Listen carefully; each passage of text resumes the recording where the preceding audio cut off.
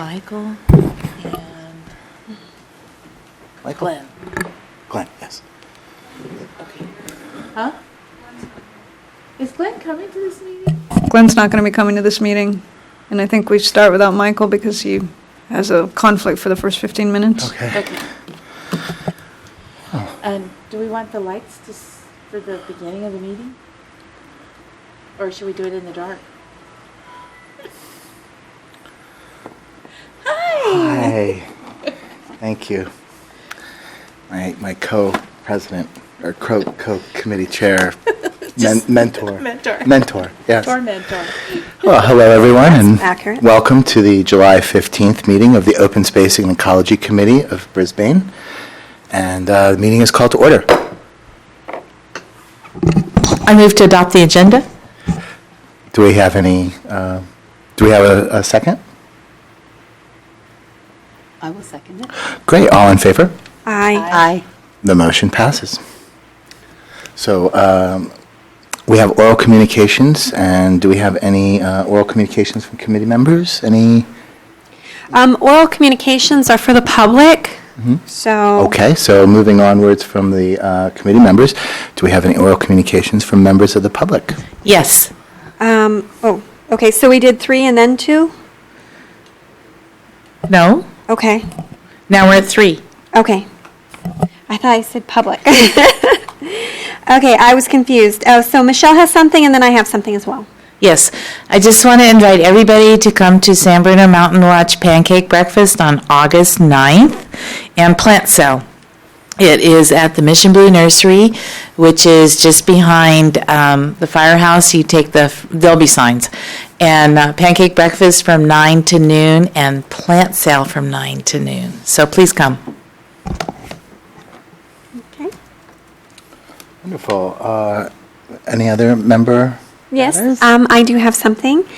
In August 12th through 13th, I think it is. Anyway, it's that Thursday, Friday.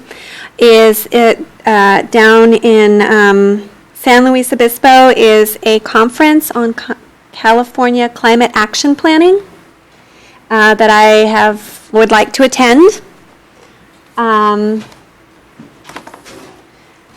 So this committee has sent other people to other conferences before with our funds, and I was wondering, I'm going regardless if I have to pay for it myself, but if the committee feels that it's a worthwhile thing to lighten my financial burden, I wouldn't mind. So I guess I would put that out to staff in terms of what the proper protocol. Do we have a motion on, among the committee members, or do we discuss whether there's money available first, or? Well, yeah, let's talk about whether there's money available. We've sent a couple of people to a conference last year. We have not a very robust budget, but a $500 budget that also includes staff. But this conference is $100, so if the committee feels so inclined, we can probably send 1 to 2 people a year to conferences, and if that seems like it's not enough, we could talk about it at the next budget cycle. But to some degree, your staff is supposed to be expert, or knowledgeable in the fields that we're discussing, and we're hoping that your perspective is the community perspective on issues that we deal with. So I don't know that we need to really make the budget a lot bigger at this point, but I think $100 is not a big burden on that budget. And if you do go, would you be prepared to give us a report of the, kind of a synopsis and summary? Absolutely, and I hope to become back even more brilliant than I am. I can hardly imagine how that would be. I make a motion that we, Before you do that, Michelle, I think I can get the student ticket, so that's $30. well, I think that we should cover expenses up to $150. Maybe 200, I don't know. It just seems reasonable because there's gas. You're going to have lodging for one night, I've got lodging for 3 nights, and that's where the money's going, because I've got a free train ticket, I can get a student ticket, but my accommodations are going to be around over $200, so. Yeah. So, Unfortunately. Karen, can we do $200? So the question has come up before about the conference costs, so I don't know the answer about incidental costs, but I can check into that. Well, whatever it is, if it's the $30 for my attendance, or if it's the $200 for my accommodations, or if it's $100 towards, I don't care, just anything helps. Because I already put in a lot of time volunteering, and as much as I love it, when it starts to, I start having to beg money off my husband, it gets a little...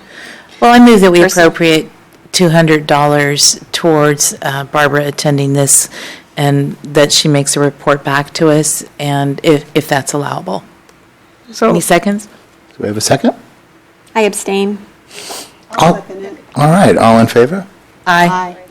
It looks like the motion passed. Okay. So, ask Stuart, can we have $200? Okay.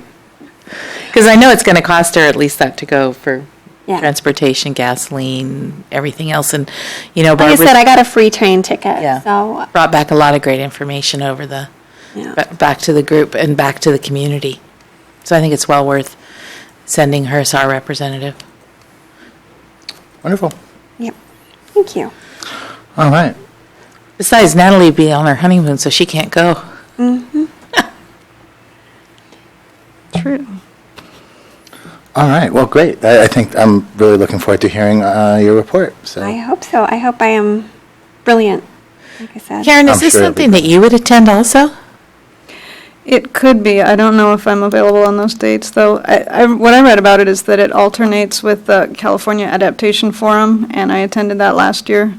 So it's going to be obviously new information and different, but Because if you can attend, you should attend as well. Do we need to vote on that, or do you No, just go? no. Okay. Just go. Wonderful. Okay, so I think next on the agenda, we have a presentation from Ramona, or apologies in advance if I mess up your name, Arechega? Arechiga.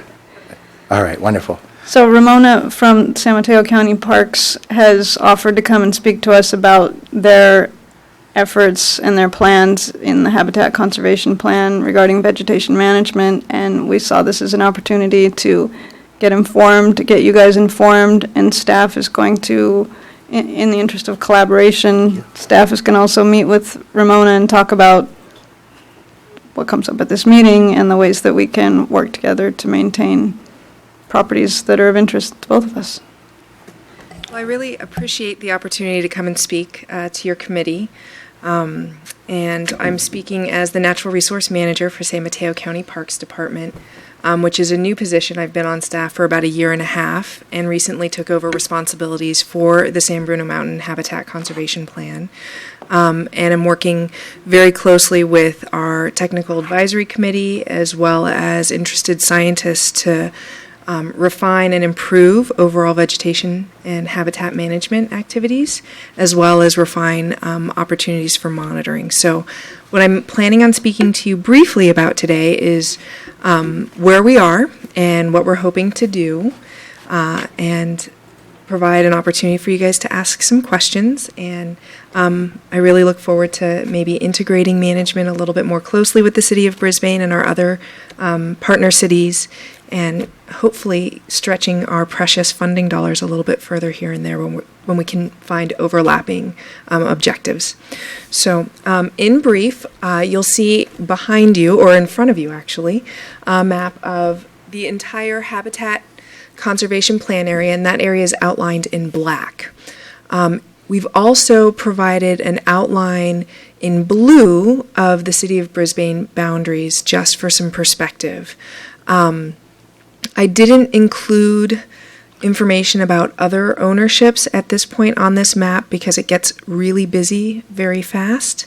But that's just an overall perspective. And what I'm here to talk about is the emerging trends that we're seeing in habitat conversion and what we'll be focusing on for the next several years. At this point in time, and what has been outlined in both the 2008 Habitat Management Plan and the more recent 30-year assessment that should be available after an August HCP trustees meeting, we'll be posting that on our website, is that we're undergoing significant scrub conversion throughout the mountain in our grasslands and priority prairies. What this means is that we're losing grassland habitat, which supports both the mission blue and the Calliope silver spot butterfly. Now, not all of the scrub conversion is occurring in high priority areas for those two species, but enough scrub conversion has occurred that we'd really like to tackle scrub as a major vegetation priority at this time. That includes native species, so we're going to be targeting primarily coyote brush, toyon, Indian plum, bitter cherry, and some other lovely native shrubs that are also invading our grassland. So I want to be very clear that it's not just the invasive species that we're targeting at this point. We're targeting our native coastal scrub vegetation. So I have a question about that. So would conversion from grassland to scrub be considered natural succession? Or I guess, how do we get to a point where we have grassland? Is it because that used to be area that was rangeland, and so the cows all ate it down, and then once the cows aren't grazing there, then the scrub is naturally going to reoccur? Yeah, there's a number of reasons for conversions. Absolutely, grazing pressure is one reason for potential for type conversion in systems due to natural succession, as you've outlined. Yep. You also see a change in disturbance pattern. As San Bruno Mountains surrounding areas have become more and more urban, you see changes in natural disturbance patterns, and I'm specifically talking about fire. That's what I was The occurrence of fire has decreased on San Bruno Mountain significantly over the last, I would probably say most significantly over the last 30 years, and then gradually the previous 70 over time. So the lack of fire means that there's nothing resetting the system to keep it in grassland and or prairie. Those factors work in combination, the grazing and the lack of fire, and the lack of grazing and the lack of fire accelerates the process even more. And unfortunately, due to the urbanization around the mountain, prescribed fire is not really an option for management at this time. You anticipated my next question. The other thing to consider, which I think hadn't previously been discussed, was the fact that we're very close to San Francisco International Airport, and smoke is a major safety consideration, not only for the airport, but it's also an air quality issue. So prescribed burns are also going to be regulated under both that safety obligation with proximity to the San Francisco airport as well as air quality. Well, The other reason that particularly impacts San Bruno Mountain is the nitrogen deposition from the airplane flyover and the amount of pollution in the area. And nitrogen deposition is particularly potent there because it combines with the fog and really lays down heavy and encourages the higher level plants to kind of grow out of control. It's like basically fertilizing them. And I think more so than airplane nitrogen influences, it's actually car. And car too. And that's primarily, and I didn't bring this map, I didn't anticipate that input, but we do have a map where most of our nitrogen deposition is actually occurring at the margins and not in the higher ridge tops due to that fog and wind influence that we get usually in the late afternoons on San Bruno. As I'm sure you're all residents, so you are quite familiar with the wind as it kicks up in the afternoon. So usually it's within the first 100 meters of the bottom of the mountain in close proximity to those high traffic corridors that you're seeing impacts of nitrogen deposition. And to be honest with you, well, anywho, we can go into that at another time. I can talk about these things for ages. Can I have the next map brought up? I want to talk about specifically the areas that we're looking at and hoping to eventually find some coordination opportunities for both the City of Brisbane as well as San Mateo County Parks with utilizing both of our efforts to treat encroaching scrub. Perfect. So I'm going to work from east to west. And this map provides you with an area that SR1 is our Southeast Ridge 01 plot that we've identified for scrub, and particularly fennel is an issue in this parcel. So we're looking at treating, well, let me talk about the map first. The red dots are for Calliope silver spot observations. The darker the dot, the more recent the observation. You'll also see a few lone mission blue dots on that, and those represent observations of mission blues on the most recent transects.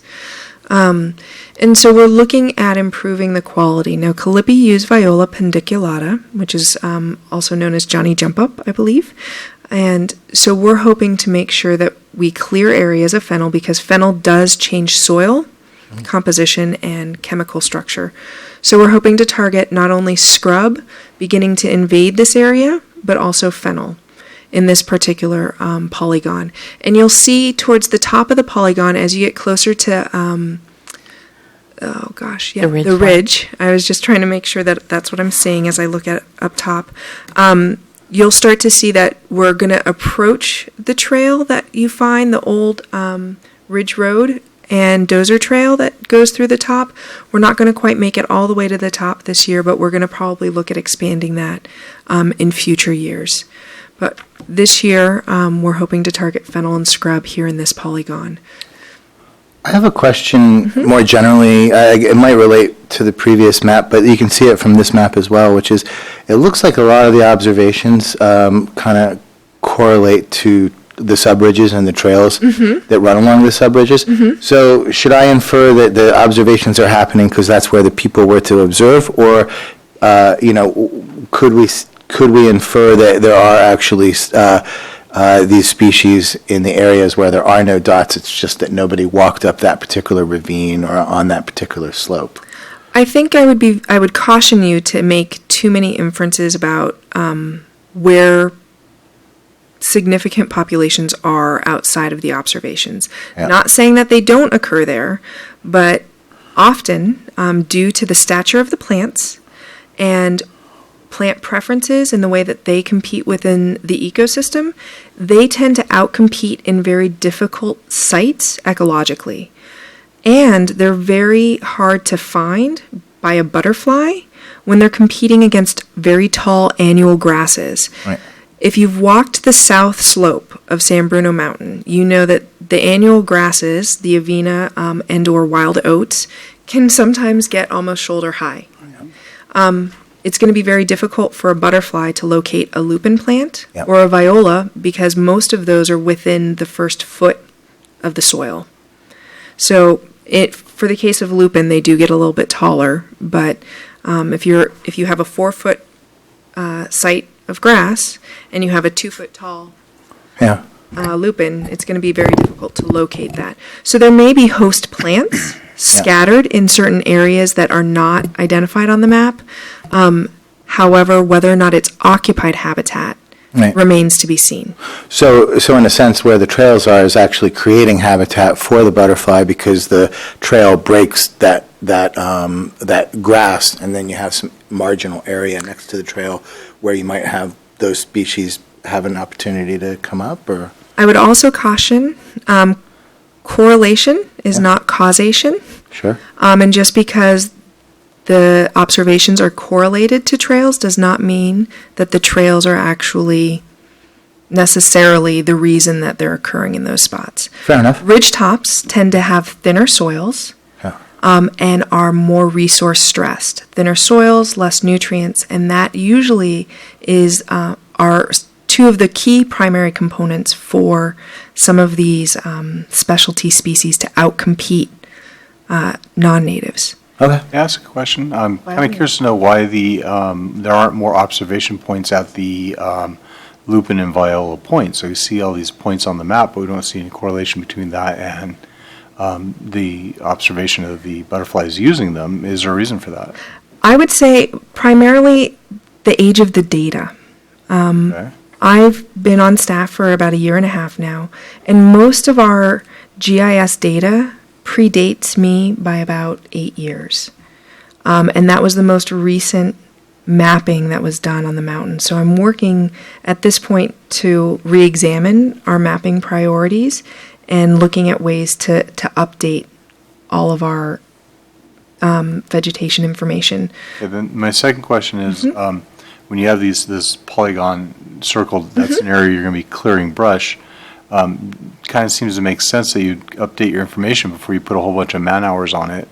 Right now, I understand the point, and I've walked most of these areas repeatedly. So the reason that let me take a step back. Our priority treatment areas are a result of an analysis that we had done that will be available in August, called the 30-year assessment. We hired Creekside Center for Earth Observation, shorthand Creekside Science, to take a look and help us prioritize treatment areas on the mountain. They designed a GIS analysis that overlaid historical locations, observations, as well as locations of host and nectar plants in order to come up, and they also looked at aerial images over the last, I think, 10 or 20 years to identify areas that fit the criteria for needing treatment for scrub. The areas that you see marked out as polygons in the maps that I'm showing you are about 100 acres of the 435 essential grassland acres that they identified in their analysis. There's essential, there's priority, and then there's marginal. And we're hoping to treat over the next several years the essential acres. Okay, so you're picking that area because you think you can clear out the path and you'll see more of the lupin and viola points pop up then. Correct. Okay. Any area that we are planning on treating this year moving forward, we're hoping that the goal would be not to leave these areas for the next several years. Historically, certain areas were treated annually and then stepped away from, or only some areas, and I can't speak about all of the historic practices because I haven't had the time to read the 30 years of annual reports. However, some areas haven't been treated on an annual basis, so there's been some backsliding. So the goal moving forward is to stay consistent with our approach, treat an area till we determine that it is meeting our objectives, which we're going to be using some photo monitoring as well as some other field-based quantitative techniques to make sure that we're meeting the objectives before we step away from the areas that we're treating this year moving forward. Did I answer your question? Absolutely. Okay, so I'm going to just I don't want to take up too much more time, so I'm just going to pop through the next couple slides, and please ask questions as they come up. So if we can pull up the next map. And if the staff has any questions, I'm happy to entertain them as well. I have one question. Is there anything included in adding more of the lupin and the viola? That's a wonderful question, and we're looking at working with the U.S. Fish and Wildlife Service to get an additional permit to do experimentation. So we're hoping to do seed increases of some of the plants.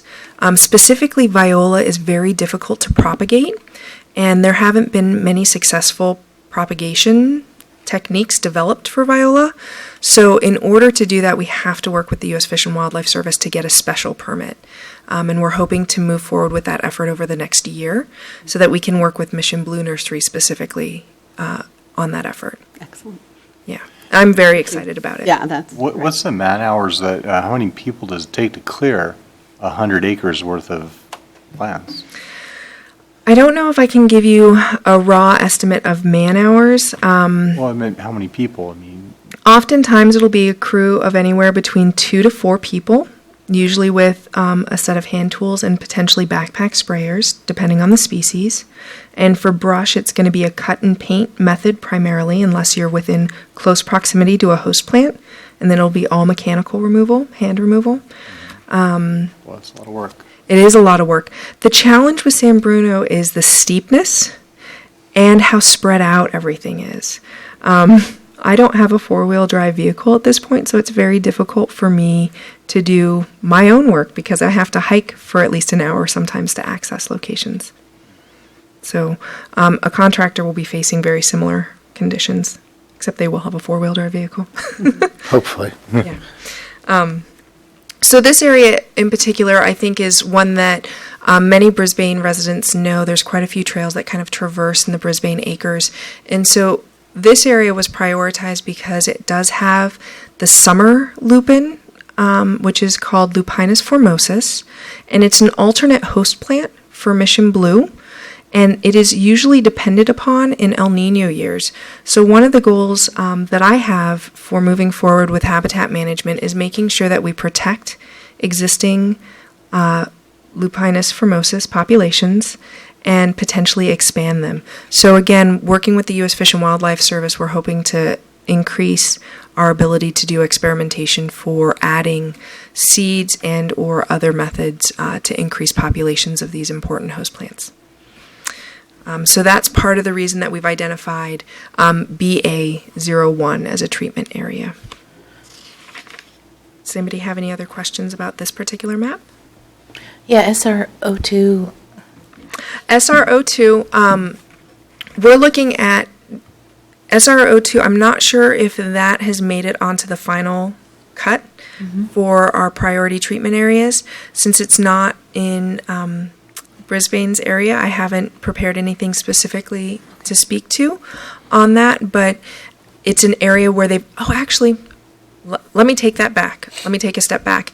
That area underwent some scrub removal last year, and Mission and San Bruno Mountain Watch did a planting, I think, in that area. Okay. So that's one of the areas, since it was recently treated last year, that's the reason it was prioritized for treatment this year. Good. And we're going to be meeting with San Bruno Mountain Watch to discuss their opportunities for restoration work and continued work with revegetation efforts of alternative nectar plants. Okay. And some silver lupin, I believe.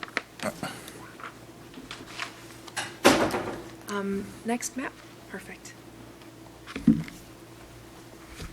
And thank you for bearing with me. Now, most of the area that I want to talk about is not within the purview of the city of Brisbane. However, I think many Brisbane residents use this area to recreate and hike and gain access to the ridgetop. I know I do. So I wanted to bring this up to share with you our efforts to treat Owl and Buckeye Canyon, as well as potentially some newly identified areas of Lupinus formosus that I've found in my wanderings.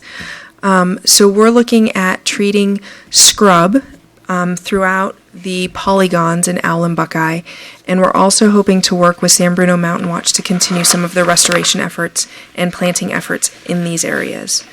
Owl and Buckeye Canyons are incredibly important areas for both Mission Blue and Calliope Silver Spot. And I think, you know, if you've ever walked there during butterfly season, you've probably seen some of our friends flitting around. So what's been really neat for me to see, and one of the reasons I'd like to do additional mapping of our populations of lupin, as well as other important plants on the mountain, are the increased numbers of Viola pedunculata that I've seen in OB01, right off of Trinity. OB01. So I have a question about OB5 and OB6, just because they're a different shape than all the other polygons, and Yeah.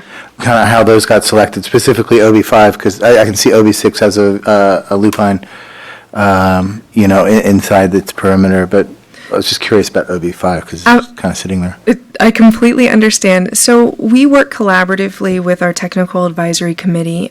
Joe Cannon, who is with San Bruno Mountain Watch, identified a lupin formosus population in OB5, and I think he said there was approximately 100 individuals or somewhere in that range, which is part of the reason that it was identified for scrub treatment. We probably won't spend a significant amount of time. It won't be restored, but any encroaching scrub on that lupin population will be treated if it's under 2 years old. would be the goal. Also? OB6 is one that I found when I was flagging for a fuel reduction project, and that we're hoping to also treat. But I do want to let, it's pretty close to residents on Kings Road. Yep. So I want to make sure that I talk to the residents that we'll probably be sending a small crew up to just push back on the brush. Yeah, it looks like it's just up the hill from where we did the habitat conservation. It is, in is. fact. And there's actually I marked a few plants leading down to the ravine that you folks worked in around April 25th. Yeah. Unfortunately, the lot is for sale. It's right adjacent to that. It's Right. breaking my heart. That lot I haven't seen anything in of interest. I've traversed it a few times, but up and to the, let's see, northwest, I did find one lone lupin right on the border of some, I believe, overstory toyon. But one lupin does not make a population, unfortunately. That's actually the last slope that I found any evidence of rattlesnake on. Oh, no kidding. Yeah, but that was a long time ago, Yeah. Like Oh, 20 years see it ago. would be really neat to see them. I haven't seen Oh, one in, my gosh, it would. All I don't think right, I've seen so- one since the early 80s. With that, my presentation, I don't want to overwhelm you. I just wanted to kind of give you a snapshot of what we're hoping to do in and around Brisbane. We do have some work areas targeted on the other side, closer to Guadalupe Canyon Parkway, but most of those are not, some of them are not under our jurisdiction. They're still privately held. So we're working and collaborating with the private landowners and contractors to identify and prioritize work. So with that, I'm happy to take any additional questions. You have my contact information. I'd be happy to come back and share more information at a later date. I have a couple questions at the chair's leisure. Yes, absolutely. Let's have Barbara. Okay. Pesticides, herbicides, do you know what's going to be used and are there alternatives? I hate. I understand. It's a concern that we hear quite often. To be honest with you, I would hate to lose that tool out of my vegetation management toolbox. There's no inexpensive way to do vegetation management, and there's increased costs without using herbicides. We don't broadcast spray. We target specific invasive plants, and we usually do a spot treatment, a light a light application on the host plant, on the plant target plant, or we do a cut and paint where we're just targeting the basal material of the cut stem. At this point, I am unaware, beyond natural disturbance, how to better control for these species. And Okay. Well, which one do you use, or which? it depends on the plant. Okay.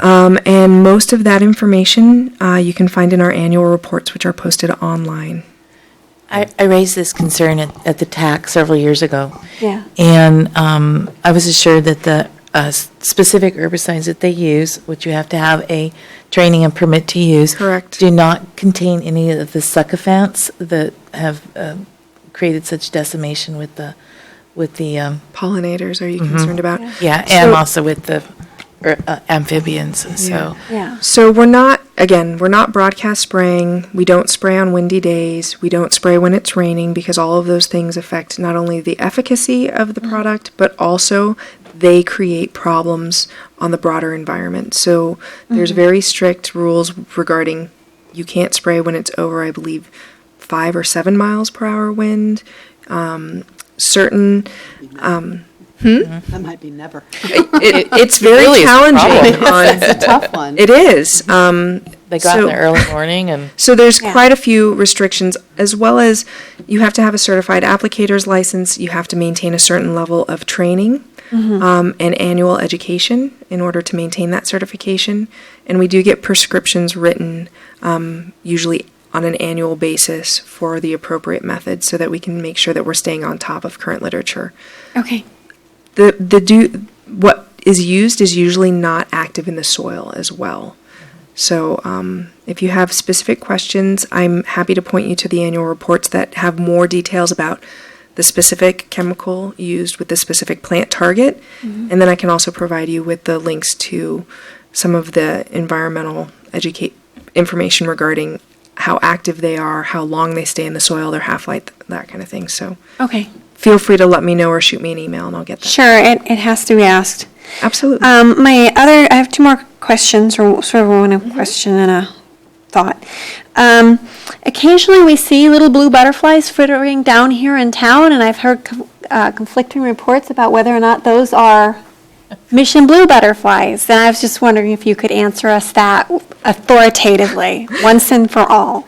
There are a couple of different, I believe there's at least one species in my novice butterfly experience that I was like, oh, is that a mission blue? And I was out with Patrick Coburnis, who was the former habitat manager, and he's like, nope, that's a cabbage butterfly or some such other butterfly. I can get a list of other look-alikes if you'd like, but there are a couple of other grayish blue butterflies that aren't mission blues that do make appearances lower down.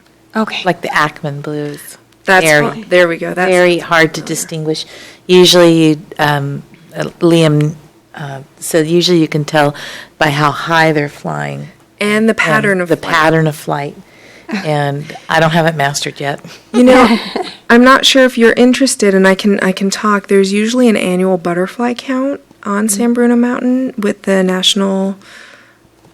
North American Butterfly Association, and you would. So there's definitely things other than mushing blues, flittering around town, so. Yeah, and if you hike in May and June, April, May, and June, you also see the swallowtail butterflies, which are incredible, and they use the Dutchman's pipe plant, which is also a pretty incredible looking plant. So they are gorgeous and huge. They're hard to miss and hard to mistake, and I really enjoy seeing those. And you can see the green hair streak, and people forget that we always talk about the 3 endangered one, but there are over 30 species that make their home on San Bruno Mountain, and many of them rare, not yet endangered. And the other thing is if you're taking out a toy on, can I have it in my yard? That's an interesting question, and I completely sympathize with the desire. You're all going to tell me it's more work than it's worth. I know it. I can hear it. Well, currently we don't allow plant collections generally Yeah. in San Mateo County Parks facilities. I just thought if it was going out anyway. I understand. I wouldn't be opposed to some discussion potentially of salvage at some point. However, I suspect the size of the toyons that we'll be treating would be not easy to transplant, and they probably wouldn't survive. Secondarily, I'd be very concerned about disturbing that much soil Okay. and creating additional opportunities for invasion Okay. of All right. I non-natives. had to ask. However, you can come to the plant sale on August 9th and buy one from the Mission Blue I know. Nursery. My problem is I want to take out this 6-foot-tall pyracantha, and I don't want to replace it with a 6-inch tall toyon. We have ones that are larger. You have big ones? Okay, last time I was there, I only noticed big ones. Well, they've grown since then. Okay. Was there a thought you wanted to finish on the butterfly count, maybe the, Yeah, I think Public it's or the got- committees it's been or- rescheduled. I don't know what the new Oh, I date think is. I think it happened on July 5th this year. Oh, I think it When did. when it was rescheduled. Yeah. But if that's something of interest, I'm happy to share those emails with Karen that could maybe then push it out to the group Yeah. for next That's year. it for me, thank you. So my question was, do you have an update of the status of Clippy Hill and when we'll be able to start working there, when it'll be turned over to the county, anything? I don't, unfortunately. We're still waiting for some documents. And generally, historically, we don't accept property before it's undergone a full 5 years of treatment and then verified that it's up to dedication standards. So at this point, I don't know when that will occur. Are you overseeing the treatment yourself? I mean, It's been HCP overseeing the treatment? the private landowners have hired a private contractor to do the work, and before it's handed over, I'll be going over and verifying that it meets our standards. So I'll be doing monitoring to verify that it's meeting our standards. But at this point, I'm still waiting on documents and additional information. Okay, if you could keep us updated on that, that would be really good. There's a lot of Absolutely. interest and a lot Yeah, of I- sacrifice that went into that. I don't anticipate it will be, the earliest would be the end of this year is what I would anticipate, since it hasn't gone through the full 5 years of treatment. Okay, and any updates on the properties from Foremost McKesson? McKesson, I'm still waiting for additional restoration plans. Okay, thank you. This is very exciting. It is really exciting. I have one question. I was just wondering, some more curiosity. Have you already chosen a contractor? We have not. We are in discussions with 3 Okay. folks, and there is potential to kind of maybe test. One of them is San Bruno Mountain Watch, and they're going to be awarded restoration contracts. So one contractor we have selected and we will be working with again this year. The other 2 are, one has done historical work on the mountain, the other one is new. So we're considering kind of extending maybe a trial contract, a smaller portion of the work to the new contractor to see the quality of work and if it would be a good fit for the mountain as well as for our needs. And I believe the other one has worked on the Brisbane parcels historically as well. Yeah. It's hard to find really qualified contractors. I mean, we're thinking about starting, with San Bruno Mountain Watch, starting a program of training people to do Good this type idea. of work. Neat. Because I was wondering, I So- mean, how many people understand this and have the I you know, had- the knowledge and the experience to Certainly, bring to and the table? And I would say, there's quite a few very well qualified companies, but it's whether or not you have the bandwidth to take on a 2,500 acre. There is project. that too. But we're only treating about 120 acres this year, if all goes well. Thank you. Any other questions? Well, I just want to extend a huge thank you for letting me come and talk to you a little bit about our vision for San Bruno Mountain for the next year and hopefully several years. And feel free to use my contact information as you see fit. And I look forward to coming back and giving you an update on how we're doing. So thank you. Wonderful. Thank you, Ramona. We look forward to it. One more question. Will you send us the link to the report when it's available? I absolutely will. That's easy. Thank you. Yeah, you bet. And, as a plug, I have a new page dedicated just for San Bruno Mountain that has quite a few of the historical reports, as well as annual reports, the original HCP documents, and some of the amendment information. So if you have any questions about that, we're trying to make sure that we make that publicly available so that you don't have to always email someone, that you can find it yourself on our website. So The San Mateo County Parks website? San Mateo County Parks, if you go to Natural Resource Management, you can scroll through and there will be a section called San Bruno Mountain HCP. And if you click on that link, you'll get quite a few documents and some good information that you're all probably aware of anyway. So thank you so much. Wonderful. Thank you. Thank you. Just as a follow-on, we're hoping to have Mark Heath from Shelter Builders next month give us an update on our vegetation management work in the acres, so that'll dovetail nicely. Excellent. Great.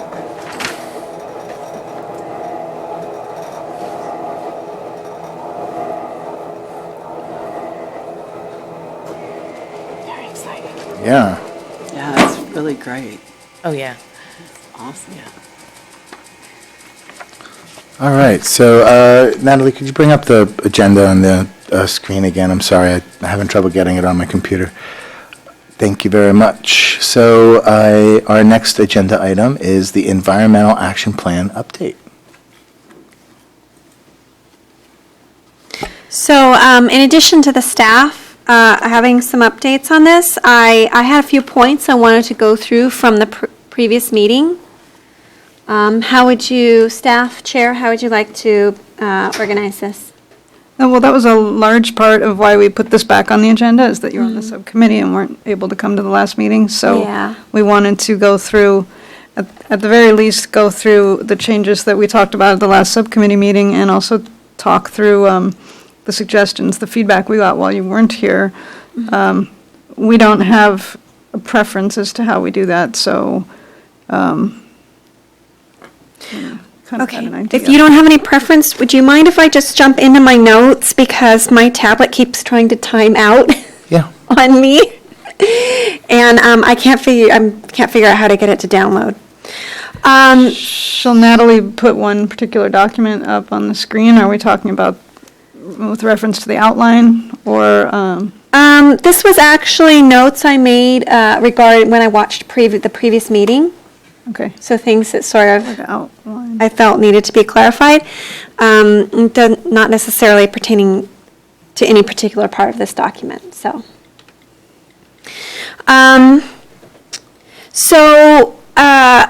In the subcommittee, we talked pretty extensively about some of our ideas and motivations for certain ideas, and it was a little,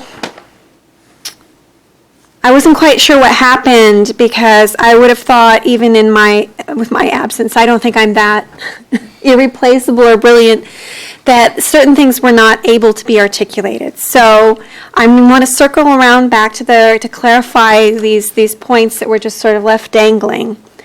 And I'm sorry I couldn't be at last meeting. Whatever, stuff happens. So when I had said that 50% a goal, an arbitrary goal to have 50% of Brisbane's workforce working in Brisbane, that meant 50% of Brisbane residents, not 50% of Brisbane's workforce, which is 8,000 living in Brisbane. Clearly that does not work, right?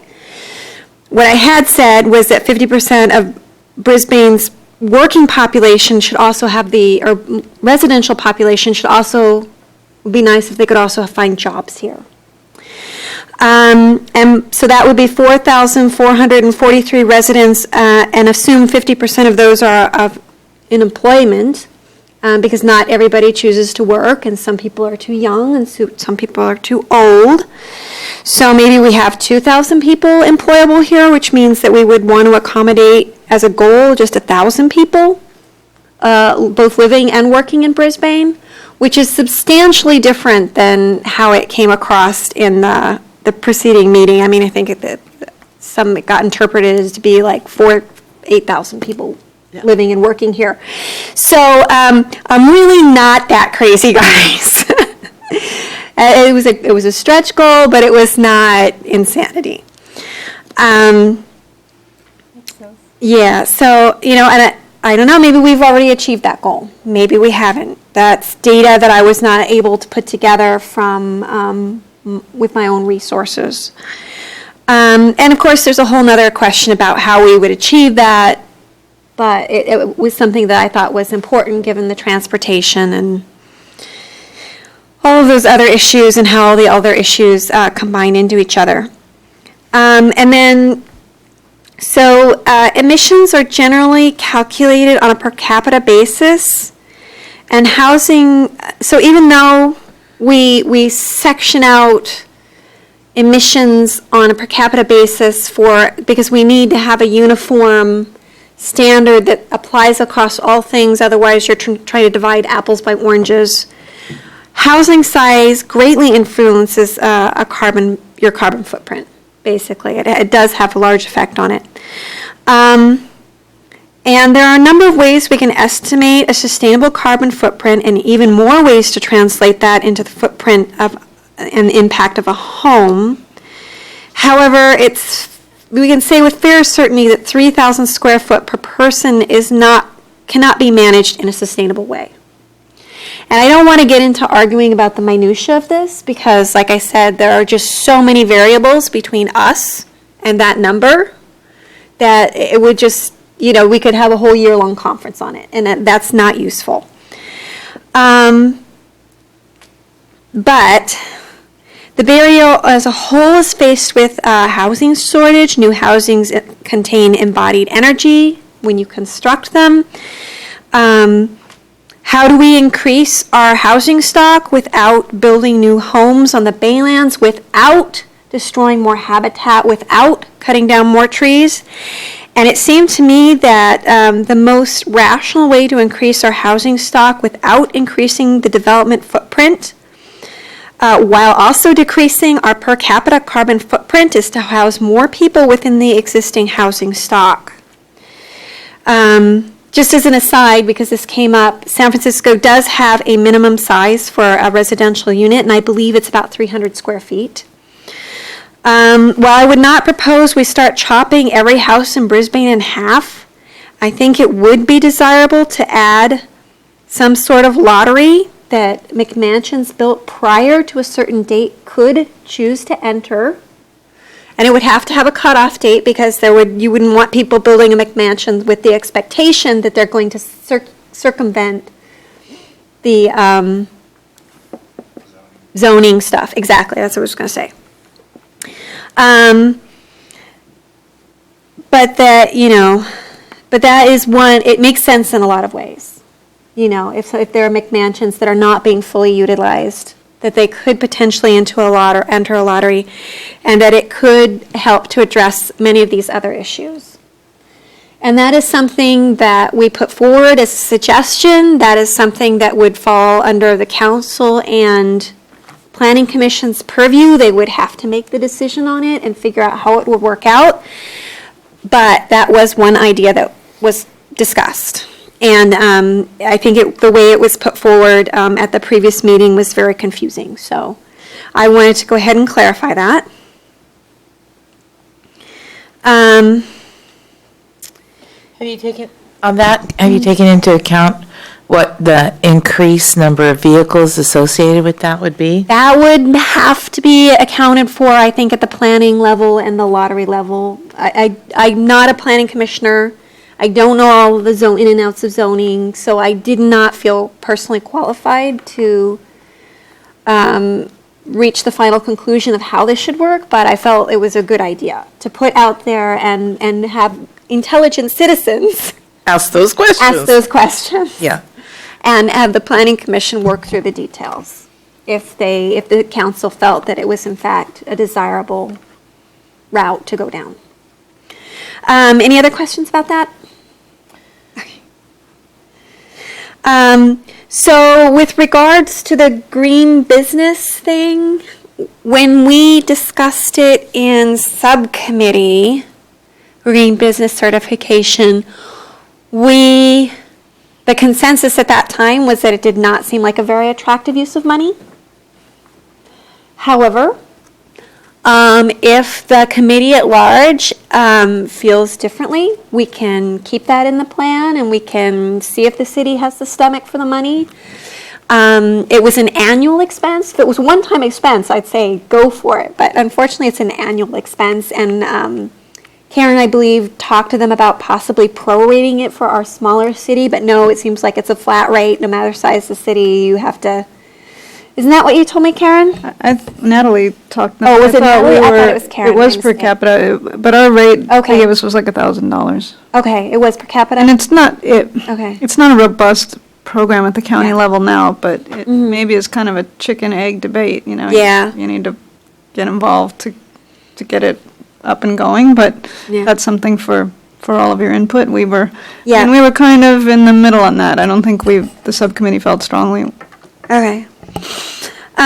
Yeah, I thought we sort of had sort of half poo-pooed it. I don't know that it was a particularly definitive answer. I think we just kind of felt there was potentially better things we could do with money. But like I said, it's open for discussion, it's fully open for discussion. And considering some of the other things we've come up against, I'm considering reevaluating that use of money. I don't know.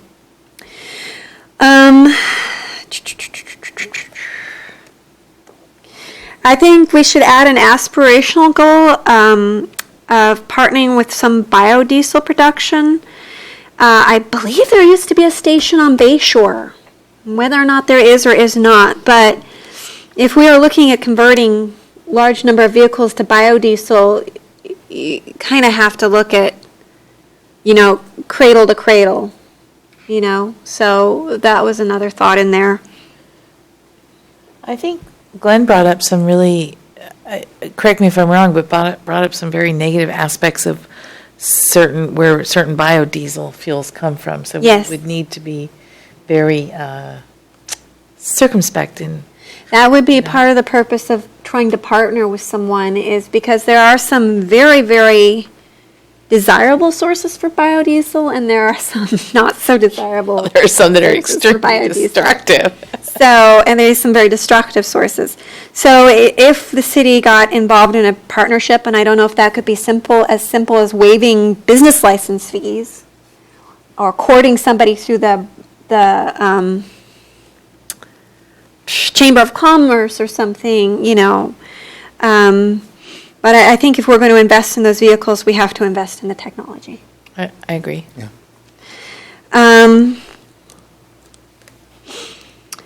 I do believe the environmental purchasing policy does include things like 100% PCC paper. I didn't write down what made me think that we needed to clarify that, but there was something in the discussion about the environmental purchasing policy. I don't think we knew the answer at the time, but. Yeah.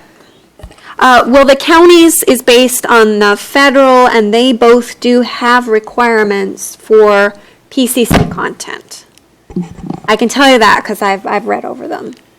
And I think the thought is to have the city of Brisbane adopt something based on the counties, because then we don't have to do all of quite so much legwork. Do you want to update on that, Natalie? We have a little update. Okay. Please go ahead. One of our interns is helping us with the purchasing policy, and she's doing some research on that. Yes, the draft for the climate action plan. So she's been in touch with San Mateo County, and even though they're working on updating their plan, she was able to get a draft that we haven't had time to review yet, but we will very soon. Can you send me a copy of that, if you please? Is that possible? I'll check. Okay, great. I think we'll see if the whole committee. Yeah. Yeah, no, if you could share it with the whole committee. We were lucky that the city manager department was getting an intern and had an opening for her to do some projects, so we threw that out there, and she's giving us something. It's not going to be a final document. It'll get looked at by Wonderful. you guys. Yeah. Oh, that's great. Thank you. And then another thing that came up that was confusing, I thought, was gas-powered lawn equipment. We had put forth in the subcommittee to ban gas-powered lawn equipment. And the thought process there was that it is banned on the Baylands in the DEIR, and it seems like if it's good enough for the Baylands, it should be good enough for the city of Brisbane, I would think. We have asked the consultant, we haven't got the information back yet, though, what the CO2 emission reduction would be from that measure, so. Probably pretty small, I would guess. But it seems, I don't know, keeping it uniform? You know, holding ourselves to the same standards that we hold the Baylands? I think there's a certain amount of credibility to be had there, even if the CO2 reduction is not that substantial. Yeah, I think staff just mentioned the concern that we kind of talked about how many people we thought already had gas-powered equipment that would have to get rid of it, but there might be, I don't know if it would be possible to manage and enforce, but maybe you could grandfather equipment so that if you have a gas-powered weed eater and it dies, then you need to buy an electric one the next time. But then Yeah, how do you give it 5 years. how do you prove that? Prove that. Give it 5 years and people's equipment will age out. They'll know not to buy one, a gas one. Maybe. There are many ways to approach it. Yeah, maybe one of the other ways to approach is to phase it in with first, businesses and then Sure. residential. So that, great swaths of unhappy lawn in Crocker Industrial Park and out at the marina, they will not use, gas-powered equipment for that. Yeah, that's an interesting. Because for them, Approach, yeah. they invest in new equipment probably much more frequently because of the volume of maintenance that they do. And also the volume that they do has a greater impact than, Joe Blow weeding his back 40 so that he doesn't get a note from the fire marshal. Well, I think another, related possibility would be to have contractors do it. So if it's a privately owned residence or whatever, and the person has a gas-powered equipment, we're not going to force them to change it. But if you have a business license to be a landscaper, then that could be potentially a requirement. And Right. and since most of the commercial properties use landscaping services, you'd be getting an additional benefit of the residences that hire contractors would also fall under that. That would be peachy with me. Yeah, much easier to regulate. Yeah. Yeah, those are all good ideas. Cool. Yep, thank you. Thank you, committee members. I just felt we should be holding ourselves to the same standard that we're holding others. Sort of, I have some of these naive impulses here. A little bit of childhood idealism. So the sewage treatment plant, I don't think we ever thought that was something that Brisbane was going to go alone, that we were just going to run out and build one. But last I heard, San Francisco is operating at or near full capacity in its plants, and since we're supposed to add how many thousands of residents to the Bay Area, according to not BBK, but the RENA, right? I'm afraid all of those people poop. Really? Yes. Can we get some non-pooping people? Watch your language, please. There's children watching. And unfortunately, eventually there's going to need to be a sewer plant built somewhere. And I know a lot of people will not like to have it in our backyard. However, if we're converting all of these vehicles to natural gas powered, if we're going with a natural gas powered fleet, that natural gas has to come from somewhere unless you want to frack it. I was worried you were going to. Never mind. It's, methane capture, because right now the sewer plants, it's just allowed to escape up into the air. Yes, I know. Right. I drive by one every day. Yes. And unfortunately, we all know here that methane is 20 to 80 times more potent in the atmosphere than carbon dioxide. So the fact that we are generating methane, we are not using it, we are instead extracting other sources out of the ground with highly toxic methods, makes me feel that the responsible thing to do is take care of our own Gas. gas. So this would be something that Brisbane would not go alone. It would be something that would be done in partnership with a municipality, another, it would be done long-term. It's not like I'm going to go out there and with a shovel and fork and start excavating for the sewage plant today. This is sort of on the horizon, the fringement that we have to think about if we are going to have a positive relationship with this planet and not just dump the stuff untreated into the ocean.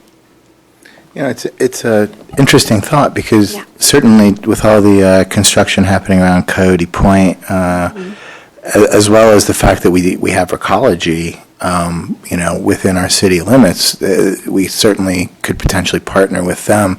I know that South San Francisco Scavenger just got their methane digester. I don't know what the status of ecology is, but maybe there might be an opportunity to partner with them, possibly as a way of inducing them, or as part of negotiations for their expansion plans or something like that. Yeah. Unfortunately, the methane production from the ADs, South San Francisco Scavenger thinks it's going to be able to supply only most of its fleet, Yeah. not 100%. So they're going to have a deficit starting off there. I think Recology thinks that once they're up and running, they're going to be able to supply 100% of their fleet and have some to spare, but still, that's not, the demand for natural gas is outstripping the supply by quite a bit. So let's not waste what we have. Yeah, no, absolutely. Yeah.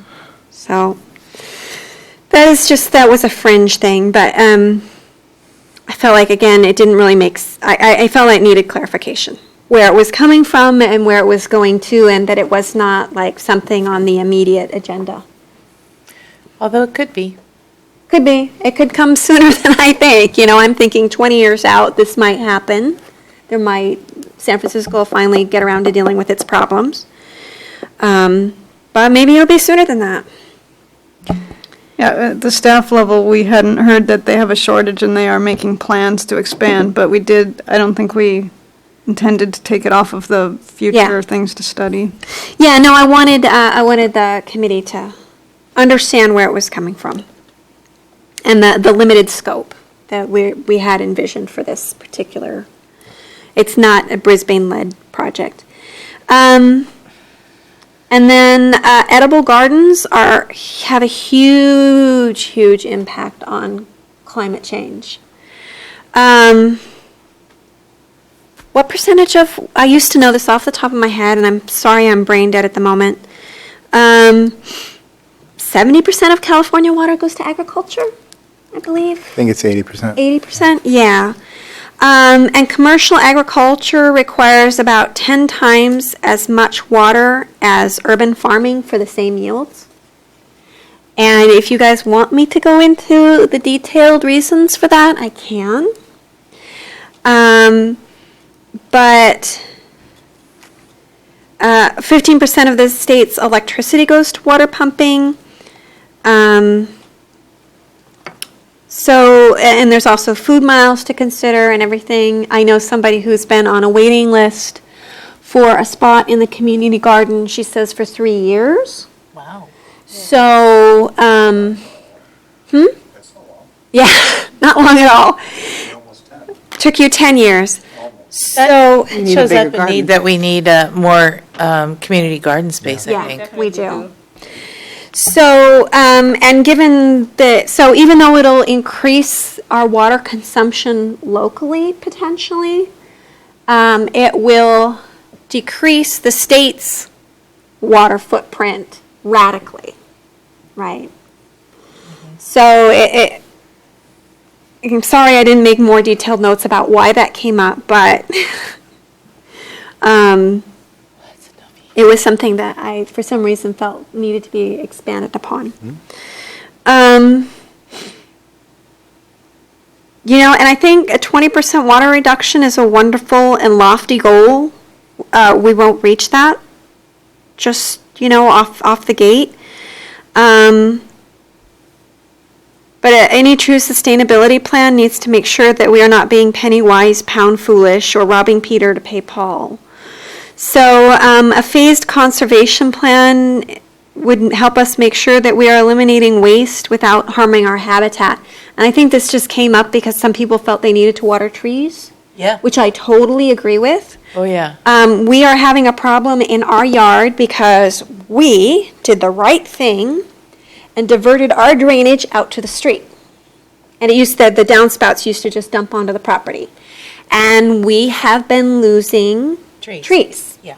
in our yard. Yeah.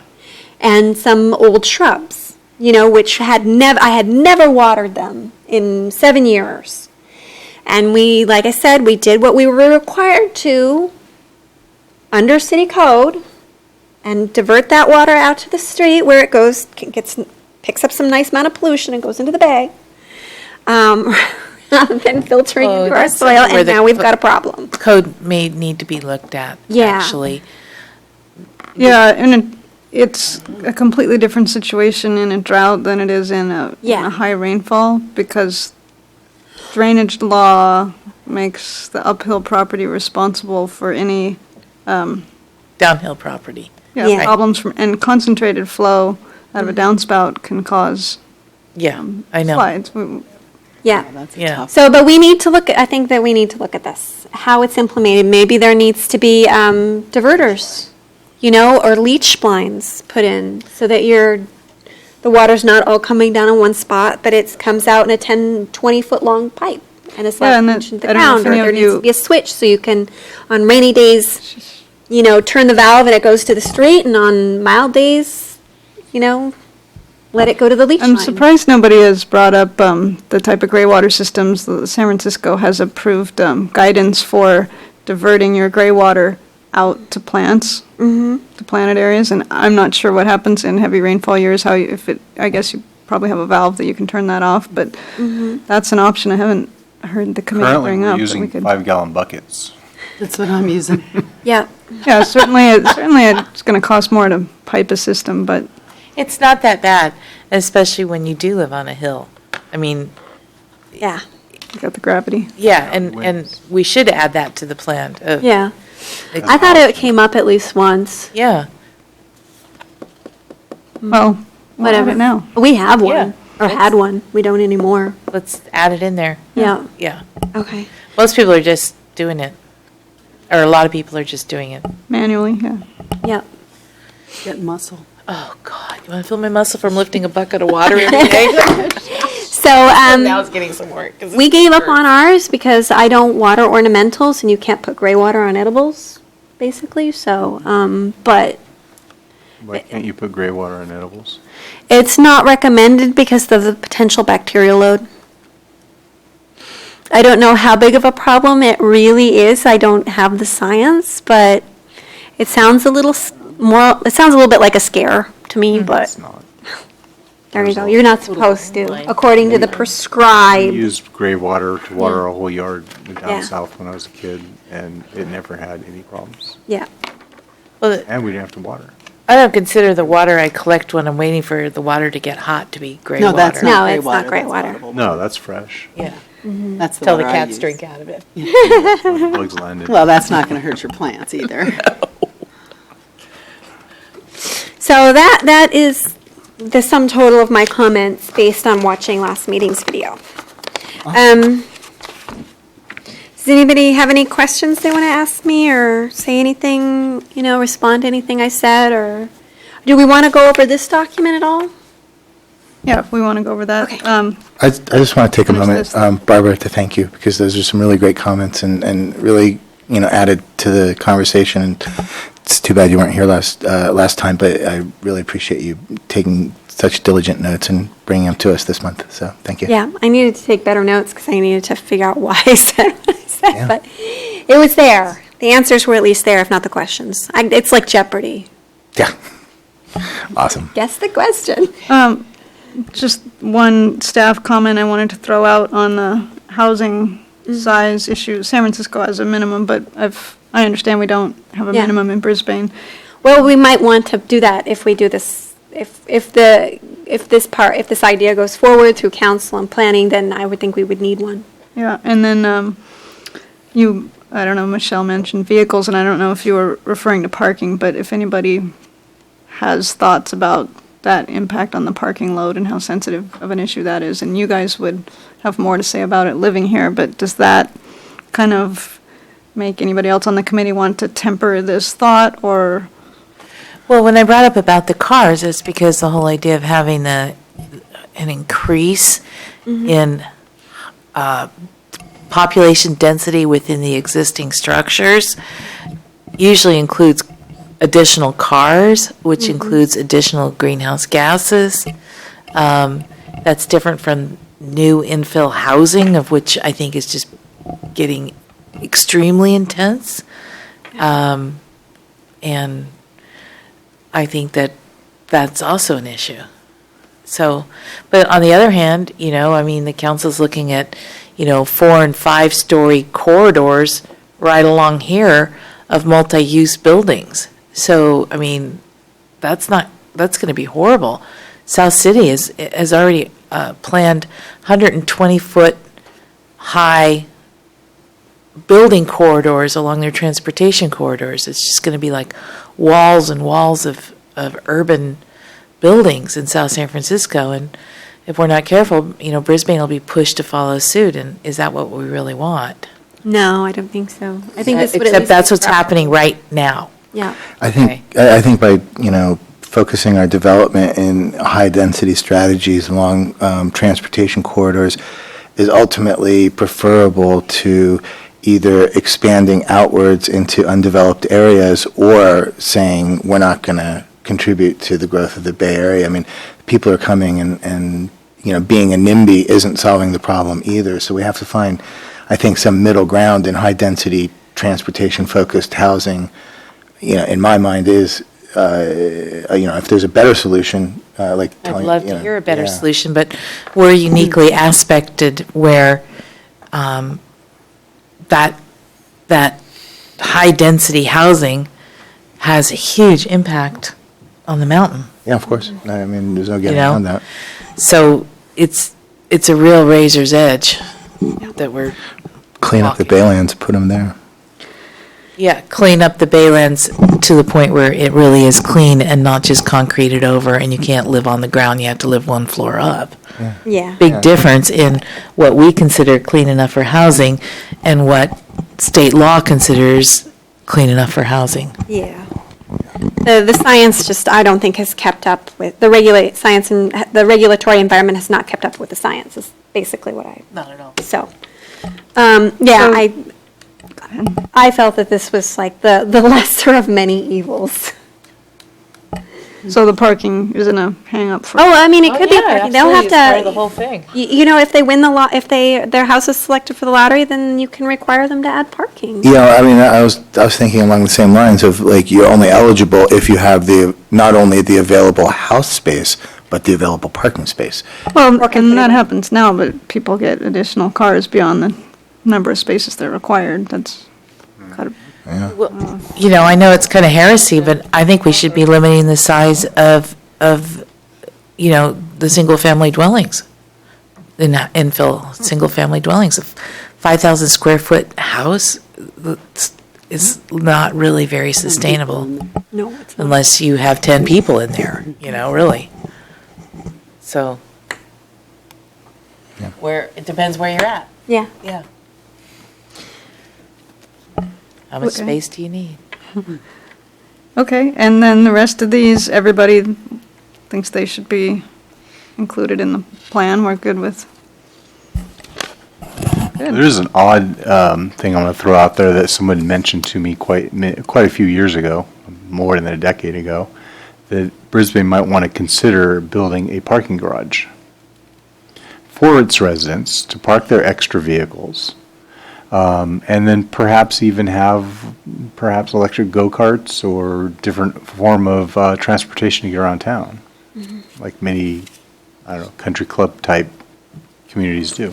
Or bikes in different locations. You just take your They'd bike have and to be drop it off electric the bike. bikes because the hill is going to kick most people's butt. Oh, that's true. Yeah. I forgot about that. I was reading, Yeah, can you imagine? it was like Philadelphia or something has some totally random city has the highest bike adoption rate in the U.S. And they haven't done anything to promote it. They hardly have any bike lanes. They haven't done diddly squat. But if you look at it, it's flat, Yeah. which we are not. So, yeah. Well, I think it's a great idea, Michael. Yeah, no, absolutely. With like little electric carts or something. Something kind of at the entrance to town, and then, people don't have to drive up. Yeah, that's I think of a great. few places it could go, but I'm not going to mention them. Good for you. That's never been brought up before. No, I don't know if it pencils out in terms of buying land and building a structure, but Or even asking for usage, because people like their stuff where they like their stuff. Yeah, yeah. True. Or maybe create some kind of economic incentive through taxes or something. Well, I don't think it'll fly unless we have, we're kind of going off on a tangent here, but I don't think it'll fly unless we unless we start ticketing for parking on the street, like for street sweeping or something, because people will take advantage of that free parking space on the street unless it's not free. And then they'll figure out what to do with their car.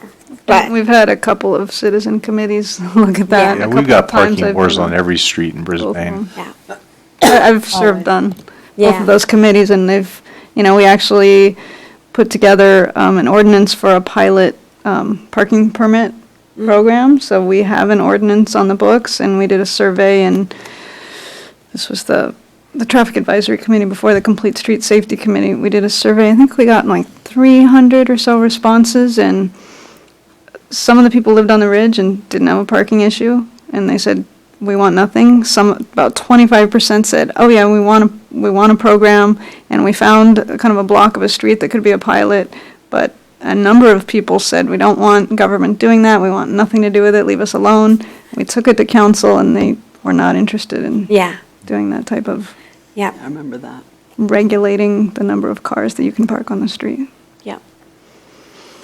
I have been a proponent of it for a long time, but it's a ways off from flying. But currently, Personal, not as an environmentalist. Sorry, go ahead. currently a lot of people are parking on the sidewalks, and that's really not the place where they should be parking.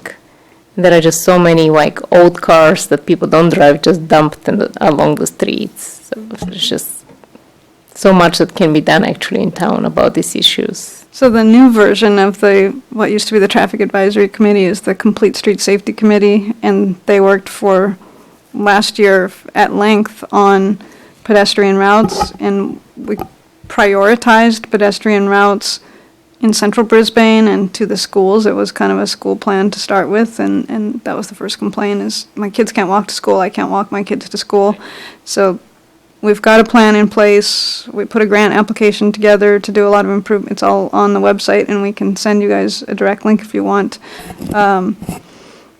The police are starting to do enforcement on those routes of people that block the sidewalk, either in their driveway or parking where they shouldn't be, and that pedestrian path is kind of a stroller width, 3 feet minimum, so people are actually getting tickets at this point, that's my understanding, and it isn't every sidewalk that exists in town.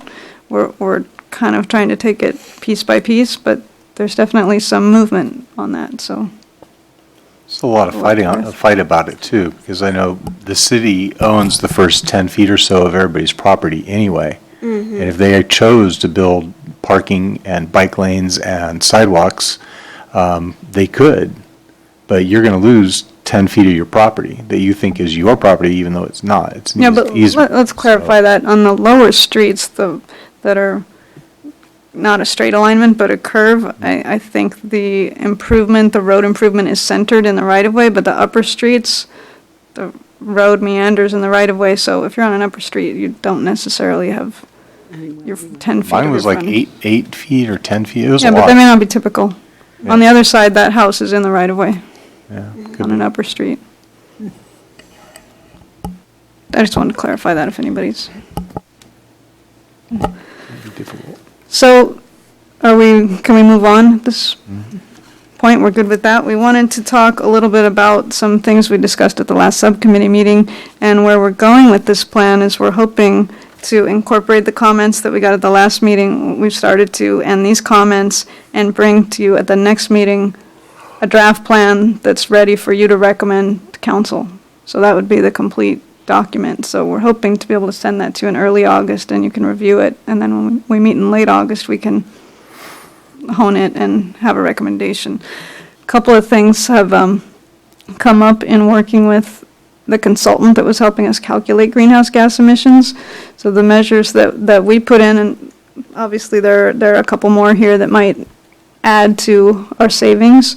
We were looking at around a 2,800 metric tons reduction in CO2 equivalent emissions, and accounting for growth, and per the AB 32 climate reduction bill, we're required to bring our levels to 1990 levels by the year 2020, and that's the accepted standard is 15% below, 2005? 15% below 2005 levels. So with growth, that was a 7,400, 7,600, so we were about a third of the way there, and we were very concerned about that, because our measures, we'd come up with a lot of measures, and there wasn't a ton of room to go get more. So we had started to incorporate some sustainable street measures, such as what we just talked about, and the consultant gave us kind of a renewed look at adding transportation to our plan, which we were calling an environmental action plan. Let this slide. If we're calling it if we include transportation, we would go back to calling it a climate action plan. So there are a couple of state measures, actually 3, that would give us some reduction credits. So I think that the interesting part of what's happened here is that we thought we didn't want to do a climate action plan because once we included the stuff from 101, we thought that was going to sink us. And that was really bad. It turns out that, at least according to the consultant, most of the, so we were just going to ignore the whole transportation sector, basically. It turns out, after dealing with the consultant, that the biggest chunk of savings we can get is stuff that has come down from the state and applies to the transportation sector. So in looking at it as a numbers game, when it initially seemed like having the including the transportation was like the bad idea, now it looks like maybe it's the right idea.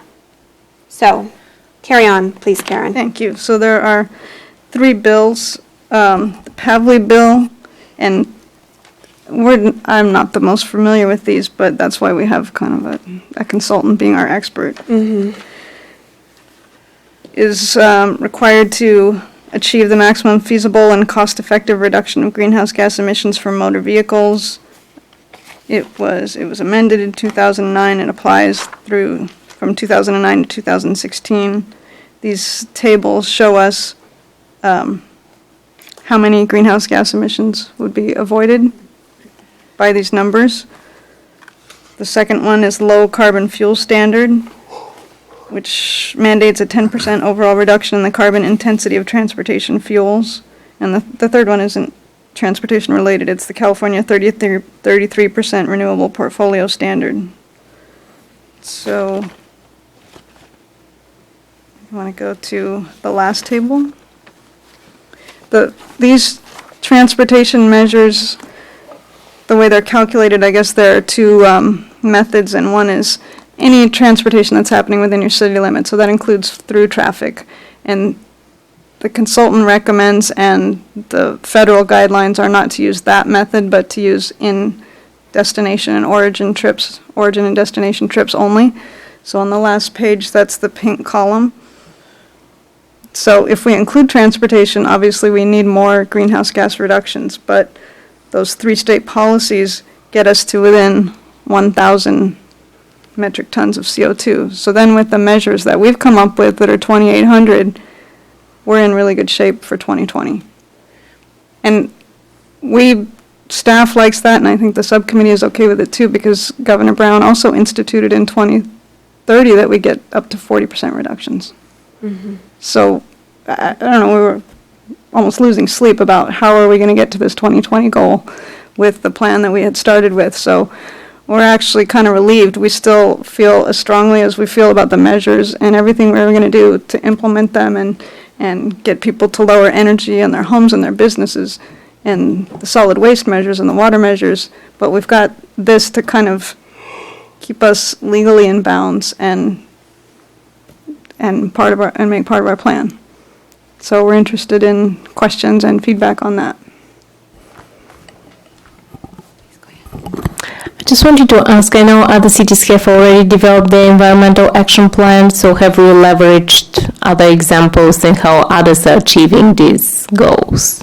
And are others able to achieve these goals? Some of the ones that already have environmental action plan in place? Oh, and specifically environmental action plans? I don't think in the county, I'm not sure if anyone just did an environmental action plan and not a climate action plan. We were kind of the outliers in wanting to do that originally.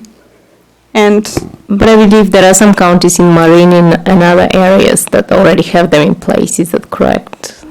Or at least as an environmental action plan. Well, Or either climate. one. Has anybody achieved it in either kind of plan, climate or environmental? I would say I think that everyone that's adopted probably has calculations that show they achieved their goals. But what I'm saying is I think they are including transportation largely. So I read, I think Berkeley's, and I think I forget whether it was Sonoma or Marin's. It was a while ago now. And they had a lot of, in those plans, they had a lot of goals and a lot of projected data. However, we have not seen that data be collaborated. In fact, I don't think the numbers have come back in. So I think this is all kind of still pie in the sky. Well, yeah, the numbers aren't immediately available, and I think we talk about the RICAPS working group through CCAG has been really helpful in getting agencies to provide data, and they're doing the emissions inventories. So we were just working on the inventory for 2010 a year ago, but they're talking about doing the 2015 one very soon, and that makes a lot of sense. We shouldn't be waiting 3 or 4 or 5 years to do the inventory. So, yeah, I don't think that everything is projected until you do an inventory, and there are still some assumptions that have to be made, because you can't measure greenhouse gas emissions, you can't weigh it. You've got to make, but they're pretty good. We have the assumptions table, and we can go on to that. I think it was great to have the consultants to help us, or still having them help us do the calculations. It's pretty number intensive, but I was pretty impressed with what they're doing to come up with these numbers. Yeah, I guess the point is we don't actually know if it works or not, because, even the Berkeley plan projects 20% of the housing stock will be improved by such and such a level. We just don't know if their programs are actually achieving the level of participation or not, but this is the way these plans are done, for better or for worse. And yeah, so that's it. That's very true to comment, and I think we could, just brings up a thought that we could put that into the document of our plan, that we want to look back on numbers afterwards, and I think that's what the inventories actually do. But it was when they asked us to collect data, which was our role in how they calculated these inventories, they asked for previous data to use to project going forward. So they didn't just pull something out of a hat that said, we think you'll achieve 20% here. They looked at what had happened in terms of housing, in terms of building permits, in terms of energy upgrades, to make projections that were reasonable. And we can talk about some of the assumptions if we think we're ready to go to those slides. If that's part of what we're.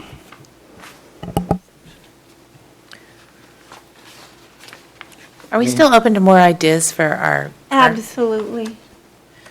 I think we should just put a couple things in there that are outside the box. And one of them is a complete, full-on effort and plan to solarize Crocker Industrial Park, the entire Crocker Industrial Park. Yeah, that's going to be extremely difficult because of the absentee landlords. However, I fully and heartily agree with you of us putting that on paper and then seeing how far we can push it. Yeah, and just because they're absentee landlords, it doesn't mean they're not interested in monetary assets regarding their properties. And if we put together a coalition that would actually go out and take the responsibility of solarizing the entire industrial park and putting it all on a grid that taps into, PG&E's, power grid, which runs right through Crocker Industrial Park. It's like, why don't we just put it out there and see what happens and support it with some bucks, and organization. So we did talk at length about not even just absentee landlords, but if a tenant is the one that's using the energy and the owner is the one that's responsible for upgrading a building, we talked at length about how to get interest in that, and some of the things are trying to get the county to take the lead on requiring disclosure. So when somebody rents or buys a piece of property, they know what the energy usage is and what that cost impact is on their either rent or loan costs. Thinking a little bit more, a little differently than that. And that's like setting up an energy company And not necessarily that the energy has to be used by the buildings that are, the businesses that are there.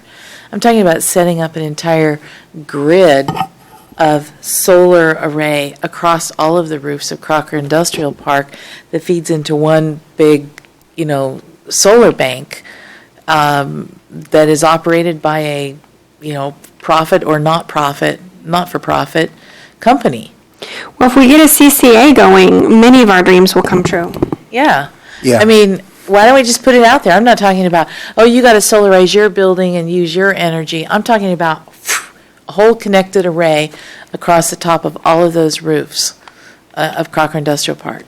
I PG&E doesn't pay. Well, I think that's a great idea. I was very disturbed yesterday to hear about a bill that's winding its way. I think it just got introduced into committee in this session, but it exempts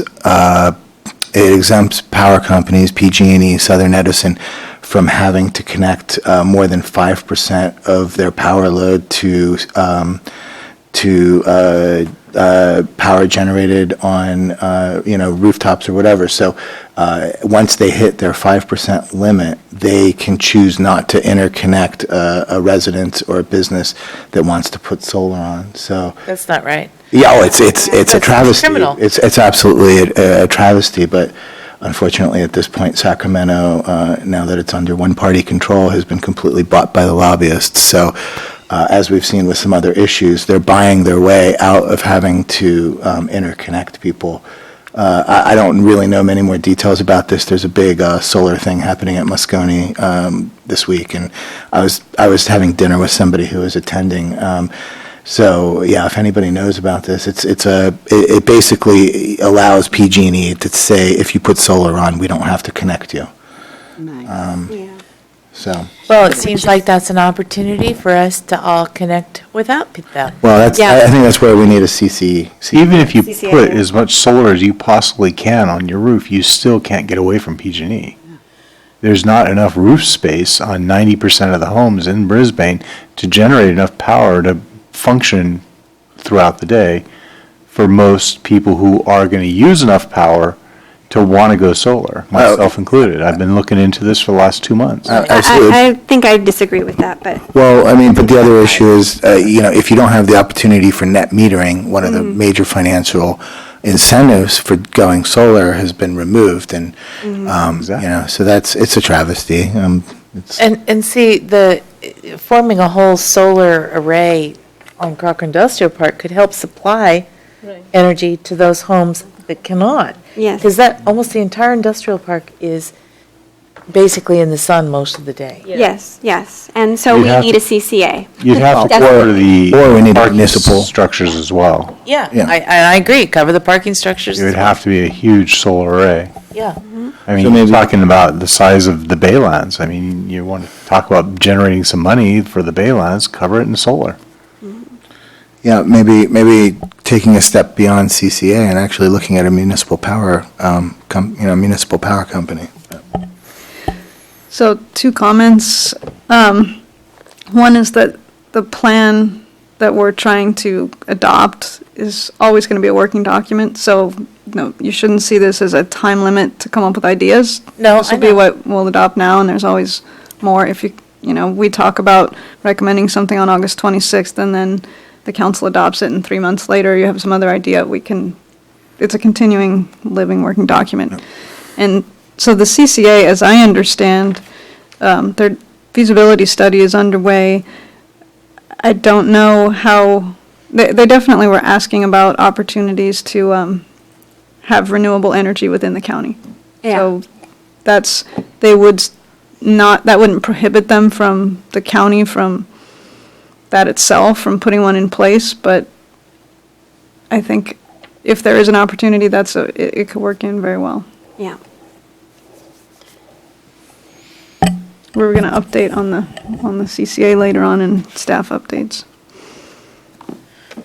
But we can definitely put it in this category of things that should be studied further. Wonderful. Any other comments on the environmental action plan? Climate action plan? I did have one more thing here, and I keep pushing for this because so on table 1, EC1 and EC2, the first one is construction over 10,000 square feet. Is that because that's the way the ordinance is written, and can we, so that's the way the ordinance is written, I'm assuming. But 10,000 square feet seems really large to me. Can we put something in that says move to 5,000 square feet by 2025 or 2030 or So something to lower just that to give threshold? the whole committee background and move to the next set of slides, this was something that the consultant provided us to kind of give us background on what assumptions were used to come up with the greenhouse gas emission reductions. So we're talking about the first column. And this seems to be what the Green Building Ordinance Committee came up with. Yeah. I understood when working on our best practices and passing them on to the county that we had negotiated more stringent agreements with, in some development agreements, but could we lower this? Sure, we can propose that in our plan. Yeah. How about eliminate the square footage altogether? Sure.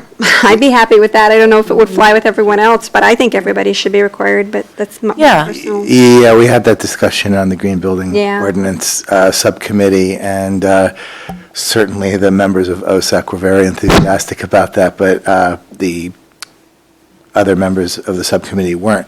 But it actually brings up another thought, which is with Title 24, or is it Title Right, 24? right. Having been changed, we're actually, our Green Building Ordinance, well, it's current state law requires more than our Green Building In Ordinance. most areas, almost. Almost every, I think in every area. Karen, you Right. were on the committee too, right?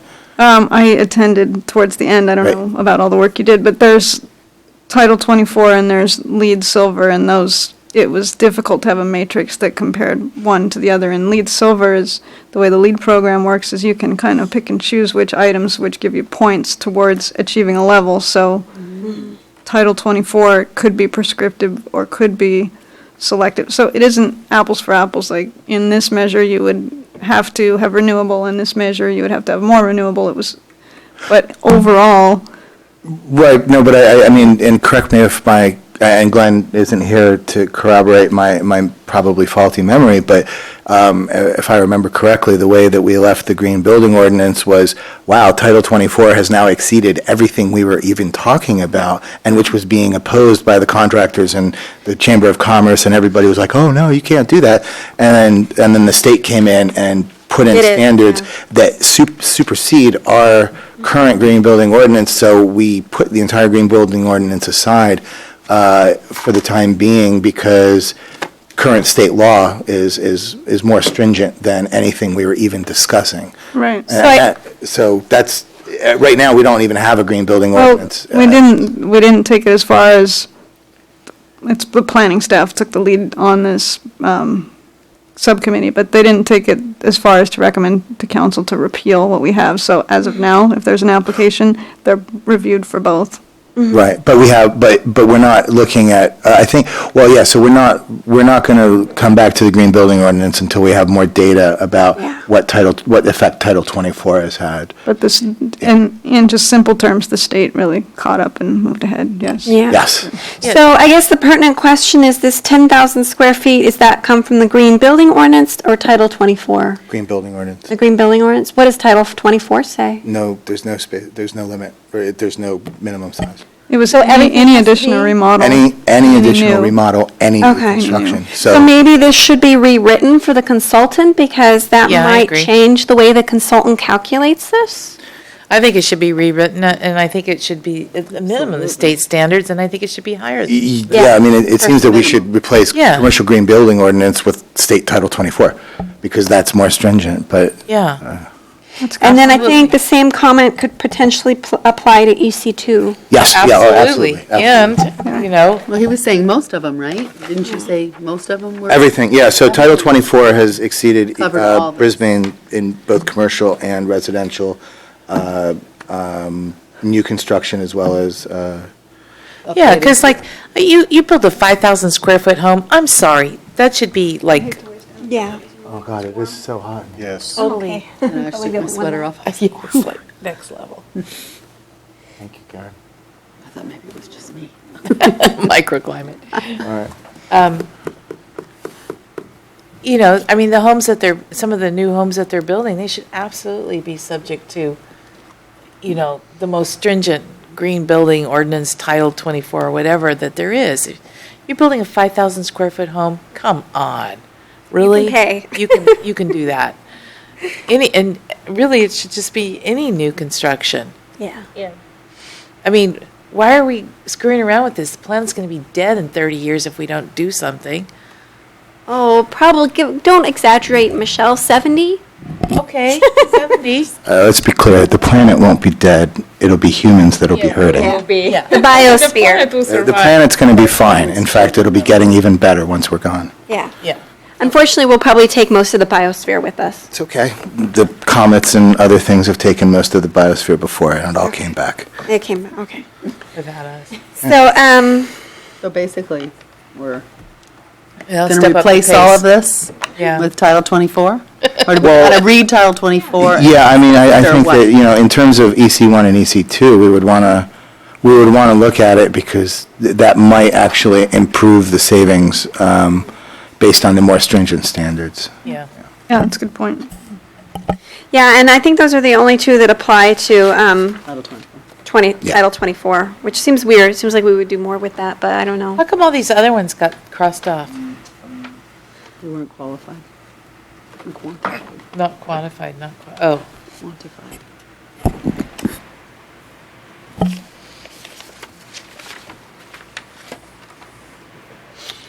That's a Okay. good question. I only have one more thing. If nobody else on I would like to hear from anybody else on the committee that has more ideas that they would like to share with the climate action plan. Now, if you have any others, let's get them because we do have a significant amount of stuff to go, and it's Yeah. Okay. 8:18, so. Okay. So the one thing that drives me, so I know this is a pet project, and for that I'm sorry. But I have went in this with a few personal goals. Just tell us. And one was to get parking lots covered with either PV or trees. And I hate this word encourage. I keep trying to get this word changed to required. Yeah. Change it to required. We would need to write the corresponding ordinance, but can I formally request that we change that to required? That's EC5. East, yeah. Assuming that I have the support of the rest of the committee here. Wait, that's not EC5, is it? Oh, I see. The city will encourage the planting of trees in commercial parking lots. And the actual proposal was to either do trees or PV and to make it required.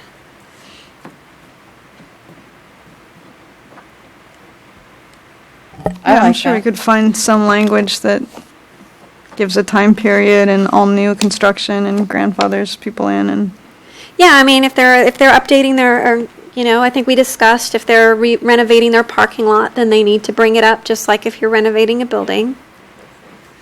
And there can be an appeals process if they feel like that's going to cut back on if they're having parking issues, it's gonna, there are ways to deal with the fringe cases, but I think we need to have that on the books. It really needs makes, to be yeah, it makes a assertive. huge difference. It makes a huge difference. Yeah. And they have two options there. We're not Well, railroading them into just one. Okay, that's all I have. wonderful. Thank you so much. Thanks, Barbara. Thanks, everyone. Moving on to item 6, discuss opposition to fracking. I'd like to frame this in terms of what the committee is proposing in terms of a letter to the city council. I think we're all in agreement that we oppose fracking, so I'd rather not have a discussion about why we hate fracking, but instead what we intend to do about it within the Open Space and Ecology Committee. Does that sound okay for everybody? Lovely. I have a question. Yeah. What does fracking have to do with Brisbane? Where are we fracking? So I think the intention, if I remember correctly, was that we were going to encourage the city council to write a letter to the state or the county expressing its opposition. It wasn't really trying to shut a project down here in Brisbane. It was more about getting the city to lend its voice to the growing movement against fracking in California. Well, I was just confused because Yeah. I looked into fracking myself, and I was like, any fool who reads the information would be against fracking. Yes. Yeah. And that they've tried to sugarcoat it and call it good for the environment is just crazy. Yeah. And it was also proposed that we could possibly ask the city council just to pass a ban for fracking in Brisbane. It would be strictly symbolic. Okay. It would just be to join the other municipalities and cities and bodies of land that have banned fracking. It would be up to the council whether or not they felt that was a worthwhile symbolic measure. But, fracking, natural gas deposits tend to follow prehistoric bodies of water. So, although it's extremely remote that we would have any deposits here, it is not impossible. So who wants to write the letter? Thank you. So do we need a subcommittee, or do we have an individual volunteer that would like to draft a letter for the committee to review and approve? I can try to draw. I'll go ahead and try to write it up. Yeah, you've read this stuff recently, and we'll Yeah. help you. Yeah, I mean, I'm not a very good writer, but so as long as y'all understand that Wonderful. dyslexia is. Thank you, Michael. Thank you so much. Really appreciate, Yeah. that's wonderful. I'll put something together. Okay. All right. So the next item on our agenda is to review the OSAC work plan, which is now being shown on our screen for our reference. And I think the intent here would be to identify if there's anything not on this plan that we want to add, keeping in mind the bandwidth of the committee and, making sure what we have time and bandwidth to do, as well as potentially looking in whether any of the items that are listed might not stay on the plan. So I open it up to the committee to present their viewpoints, and we'll go from there. Well, we're plugging away on that climate action plan just as hard as we can, Okay. so that's good.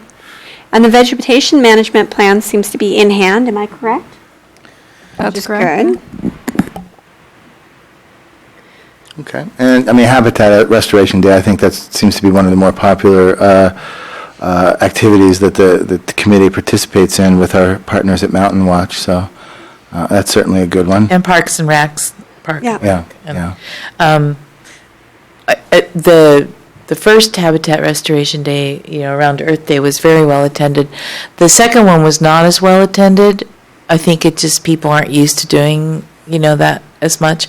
But we should continue to have 2, maybe even expand to 3, if possible.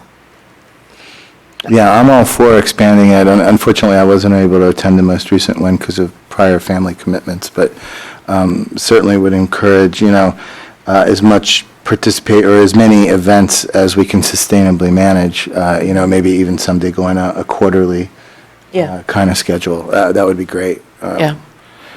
Maybe trying to enlist the participation of our local school children or something. Or, yeah. On the other hand, if we do it too frequently, people are going to get just blasé about it. It's just Yeah. all the time. No, that's great. Yeah, and that's, I think we need to grow it sustainably based on the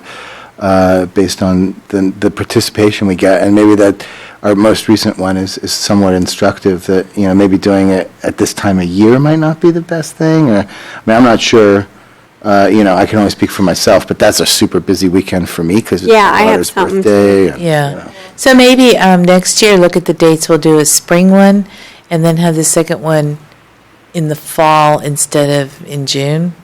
Yeah. Yeah, okay.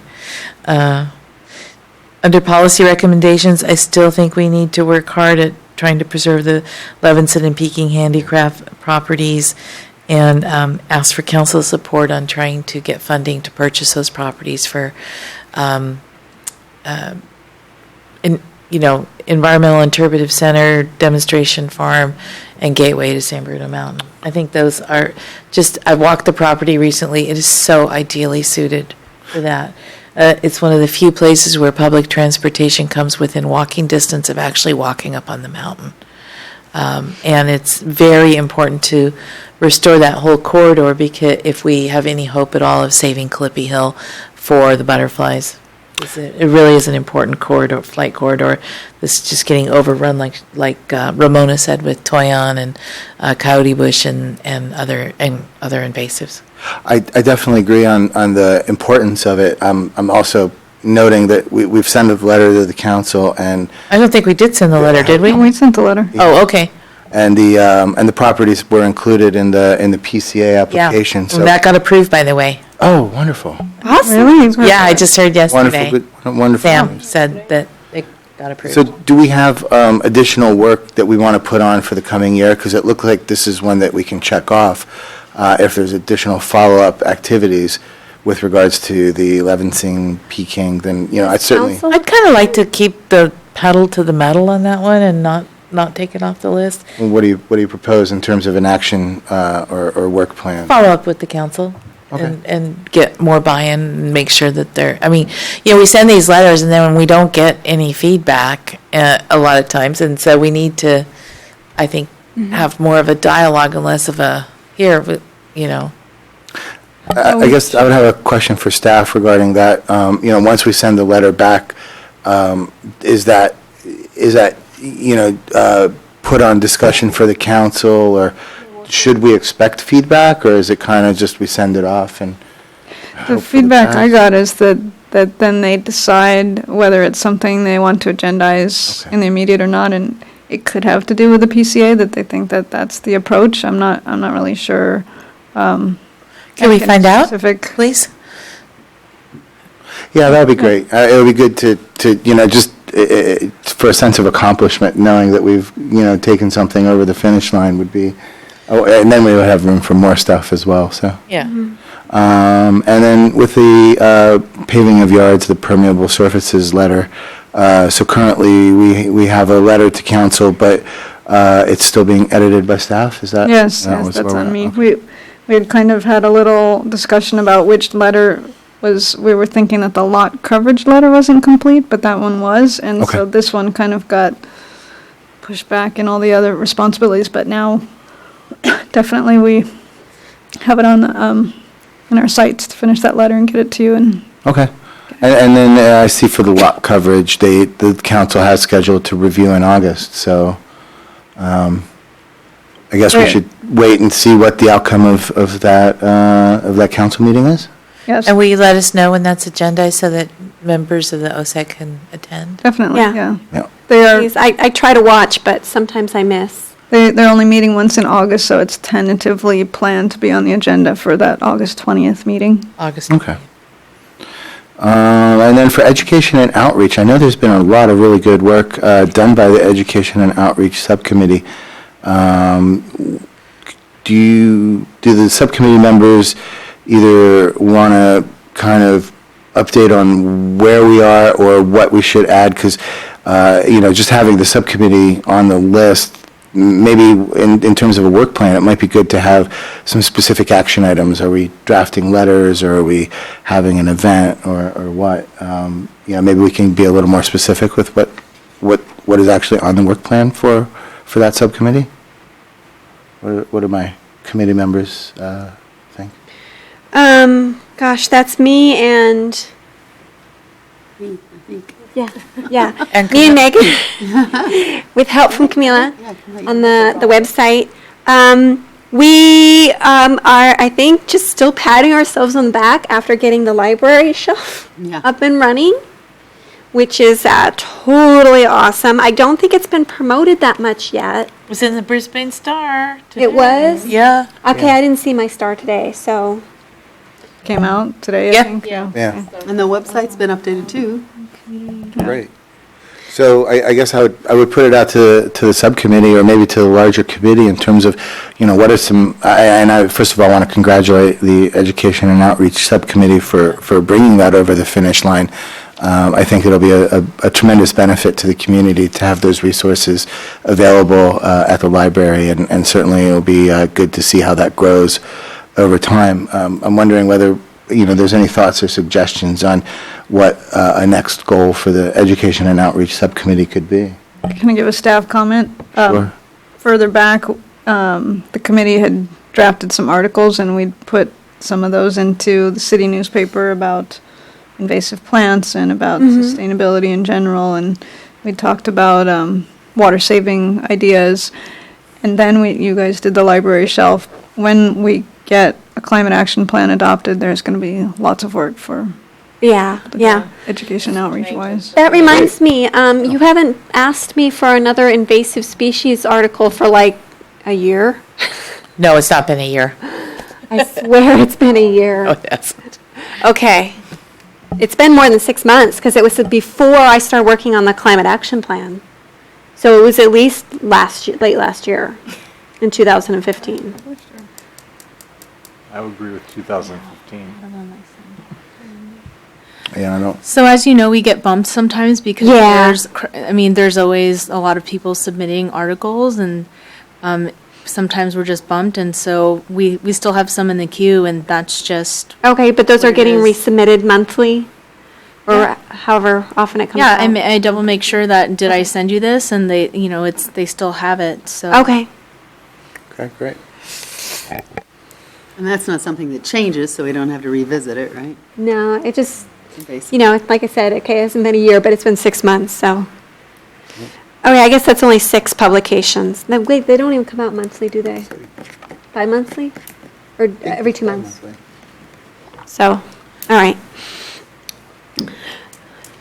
Local wildlife education. So, who on the committee has been active in that regard, or is this something that we're looking for in the coming year to tackle? And does the committee have any ideas on what we might do or further do? Well, my first thought is that we would put something in the Star, but since we can't even get the invasive species articles in the Star, I'm not sure that's a good thought. Well, we could put it in the queue. We could put it in the queue. Absolutely. We could just start piling stuff on top of them and see if it works, causes momentum. Well, here we could. Do they do advertising in the Star? No. No. Okay. Well, this is, A lot of articles are also going on the sustainability and OSEC web pages. Which don't have quite the readership the Star does. Correct.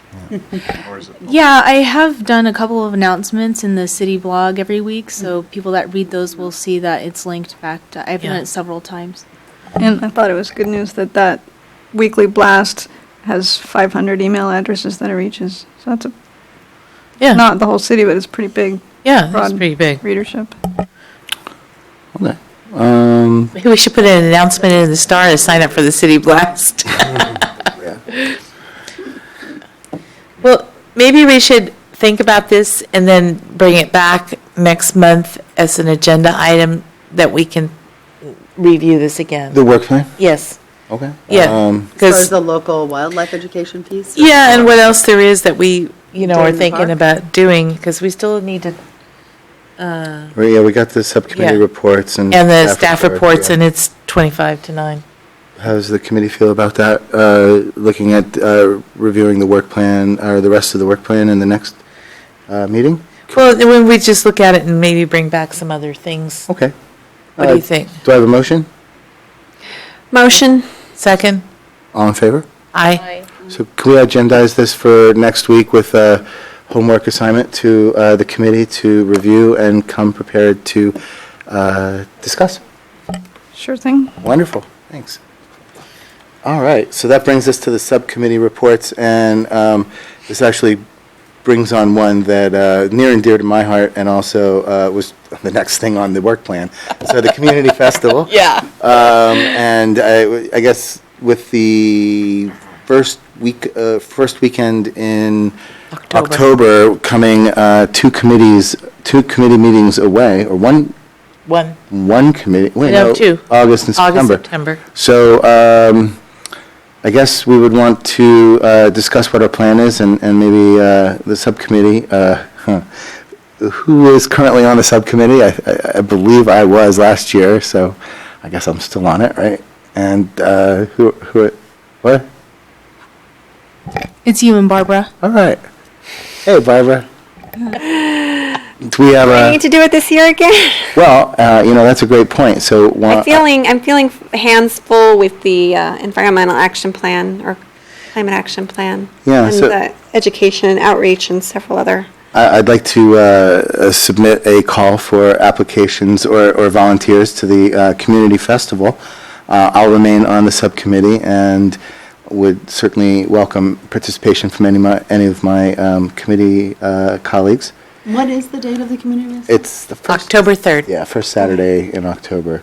Although the real effort here is in the planning. And just- Well, my hope would be that we could get, and I know not everybody is always available on any given day, but it would be great to have different committee members come, or different committee members come and spend a couple hours there and not put it all on one or two people to spend all day there.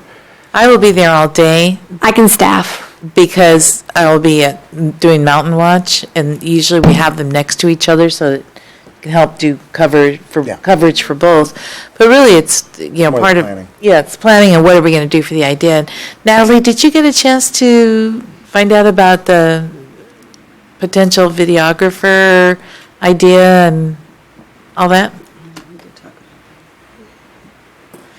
Besides, you had asked me midway for the people.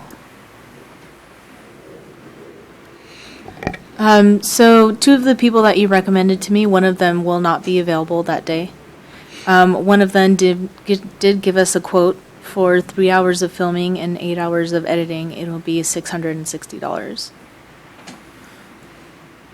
I think that would be awesome. So we have a budget of more than that for special projects of this committee. I think the committee should consider if that amount of resources is worthwhile to spend on that, if we think it'll reach a good amount of the population. The staff's thought was that some of the things on the climate action plan, we talked about, like a sea level rise display that maybe would be at City Hall or could be moved around, and things like flags on visitation about climate change. There were some outreach ideas that maybe we haven't gone through as a committee in the plan, but I think you should discuss how you want to spend the somewhat limited resources that we have. I'm sorry, what's the video for, and what's it to be shown for? Or who's going to see it? So the idea was to have a videographer come and film at Day in the Park, and at the Open Space and Ecology booth, we would interview people about ideas for how to save the planet. Basically, what ideas are you doing for water conservation? What are you doing for this, for that? And have a series of questions, or cards and film kids saying like, well, I recycle, yada, yada, and, I participate in this. And just sort of like this, like a little, like photo booth, only it'll be a videographer, do a lot of like little short 10, 30 second, a minute long, kind of vignettes that, interviewing all the kids and adults and people who just stop by to say what they think. And then taking that, editing it into a, cohesive kind of film that we can show on the community channel, and also maybe even have an education event and show it to the community. And that was kind of the idea, is to put together ideas from the people about how we can solve the problems that we're facing. And I think it would have a great deal of appeal if done well. It could have a tremendous amount of appeal and community involvement in getting people to think about it and stop by and have your say, what's your best idea? Because, solving the problem of climate change isn't going to be about, there's no silver bullet. There is no silver bullet. It's going to be a million different solutions deployed. And you don't know where the next best idea is going to come from. And it might come from that 10-year-old kid that walks over after the Derby and gets his 30 seconds on film that we show to the community. And I think it'll have a great deal of appeal and a great deal of community involvement, much more than standing there and much more than a static display that we could do here at City Hall that people might not come and look at. I mean, people always want to see themselves on, and express their ideas and see their kids. And I just think it is more than, I think it has appeal on numerous levels for community involvement and across the spectrum. And it kind of embodies the community day in the park. I like the idea, I just don't see how people are going to watch it. I mean, we have a local channel, but half the time you go on there, it's dead air. Right. Wouldn't it be interesting if it wasn't dead air? I mean, are you allowed, I don't know what you can and can't do with that, but... Well, we could certainly, any film that we wanted to put on there, we could put on there. It's our community channel. Okay. And if people know, and then before we just roll it on the community channel as almost like little advertisements or vignettes or ideas, sort of have a community showing here, like we did when we had that showing of the No Deposit, No Return. We had 150 people who came to see that here in the community room. And so maybe it was only 100. I might be exaggerating. But it was really exciting. And people will want to come and see their kids and see themselves and see their 30-second interview. I think that the thing that's really interesting to me about that idea is the way that it could develop over time, year over year, and it could almost serve as like a time capsule for what people think or what any individual thought, and then 5 years later, wow, how did my understanding of the crisis facing our planet and our community change, or how have we been able to bend the curve back towards a more sustainable direction? So I see that the value of this kind of documentary effort would grow over time. If we did something like that year over year. I am a little concerned about our budget. If we only have a limited budget, is this something that the committee as a whole feels would be the best use of our resources, or is there other things that could provide more of an impact for that money? I think it's a great idea, but I'm interested in what the committee. I've got a question for the staff. What is the potential cost of rerunning something like this on the community channel? I don't think there's any cost. If we get it on DVD, we can just get it scheduled and have it be played back.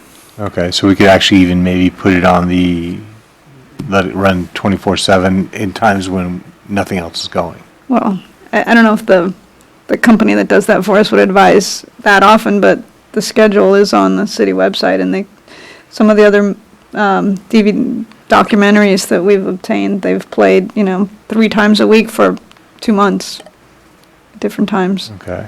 We do Because every also time I have go on, it's film just dead air. links on our website. What We do now? have film links on our website as well, like the Dr. Horn interview that we videotaped. So if people want to go on our website, there's always a link that could live there that people could watch. Well, maybe if we do something like this, we could eventually get to a point where we had enough random bits and pieces of information that people could watch, and we just have a going continuously. Yeah, speaking of like continuous programming, and I don't want to stray us off topic too much, but what if those little GoPro cameras that people have? What if you were videoing the Mountain Watch hikes, and then you just put that on, and so instead of having looping just dead air, you had looping first person visual of hikes through the environment. That would be cool. I just thought of that, kind of when Michael said about the dead air, but Do you have a GoPro? no, I don't. but I think I know somebody that works there. But, yeah, I open it up to the committee. I mean, how do we feel about, investing our limited resources into a videography project like that? One thing to mention is, so going back to the carbon footprint pinata, we advertised that a lot. We had Russ MC the day of several times, calling people to our booth. We had crafts. I feel like we advertised it a lot and then didn't get the largest turnout. So that's one concern of mine. And then the other concern is if we wanted the videographer to go around, day in the park, would we have someone walk with her? I guess someone would have to volunteer to walk around with her and find people to interview and kind of explain to them, can we interview on this? Can we interview on that? So, I guess logistics like that have to be thought of as well.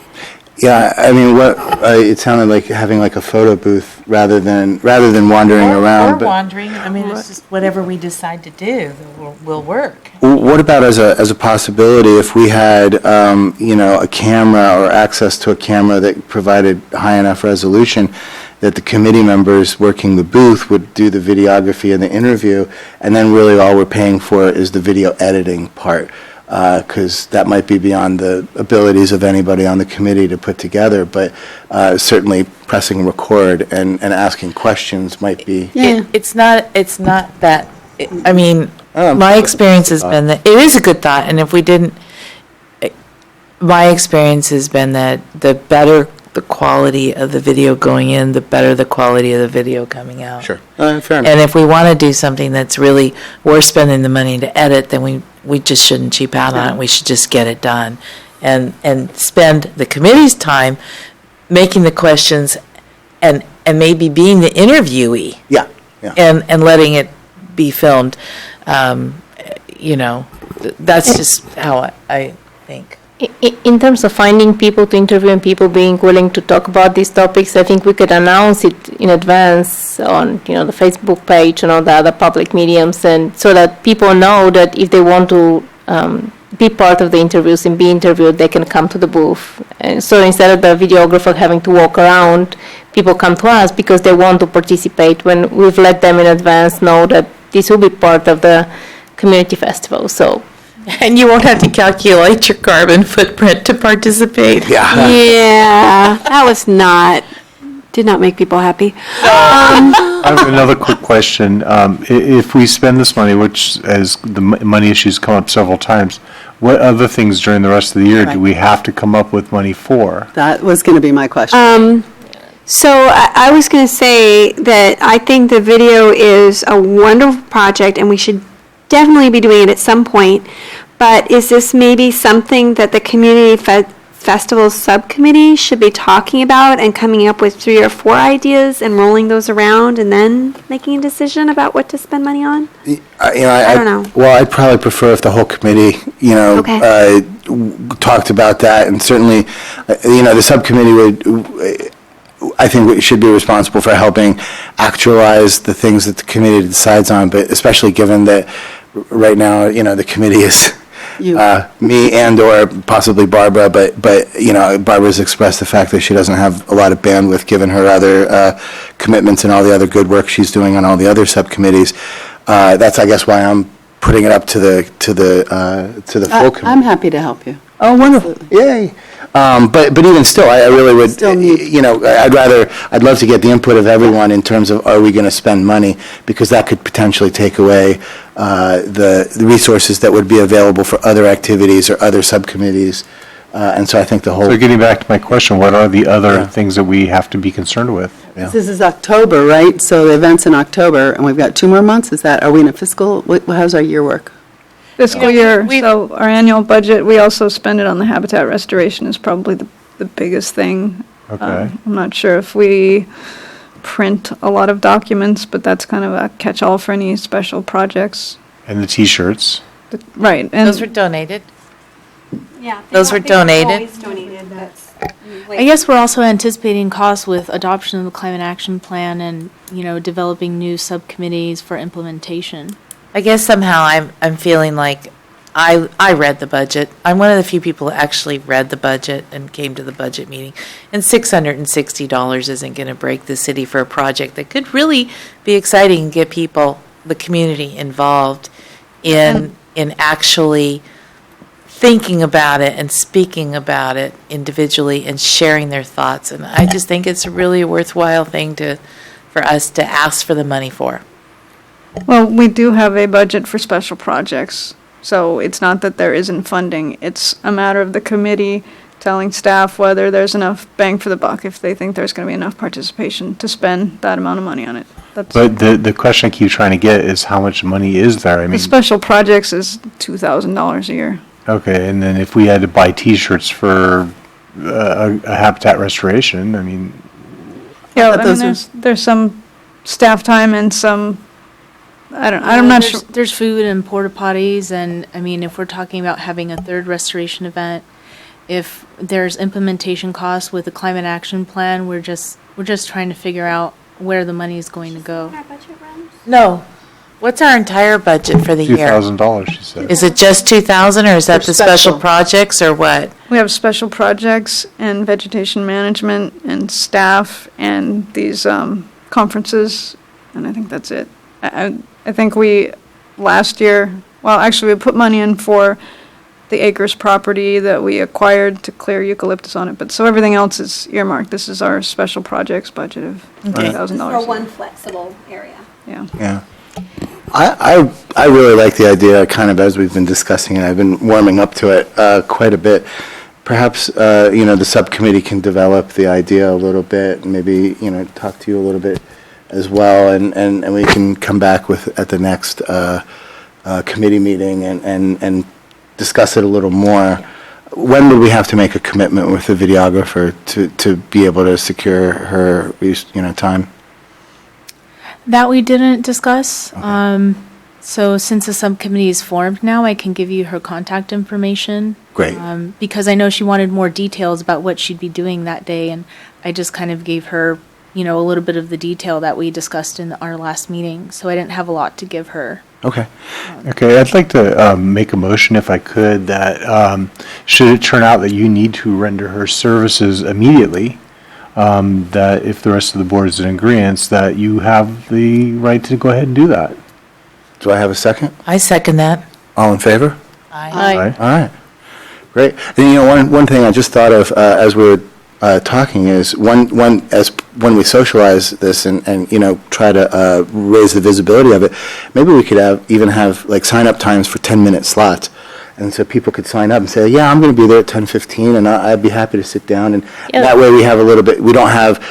It would be great if we have a line of 10 people waiting to make a statement, but it would be even better if people were staggered so nobody got 10 minutes frustrated. might be a little bit long. Well, yeah, whatever it is. I mean, I imagine that. Like you have a time slot, and during that time slot, you do your 1 minute or your 2 minutes. Yeah, and I imagine there's some setup or it's not. Yeah, but You guys can That kick sounds that good, around. yeah, that's exactly, yeah. yeah. All right. I think it could be a really groundbreaking idea, and I'm really excited about it. And the prospect of community participation in crafting the solutions that we need to do, I think is really exciting. Worst case scenario, it's only $600. I mean, it's not a Right. break Exactly. budget. If it doesn't fly, then it doesn't get done again. Yeah. I would like to thank the committee member who came up with that idea because it makes me smile. Thank you, Michelle. You're welcome. Yeah. One When thing does for the budget run again? June to June, July? July 1st to June 30th. Okay. Okay, so July. we're in the previous Habitat Restoration Day was in the old budget, and Yep, this and this would be in the new budget, right? Yes. So we have probably enough money for 2 more.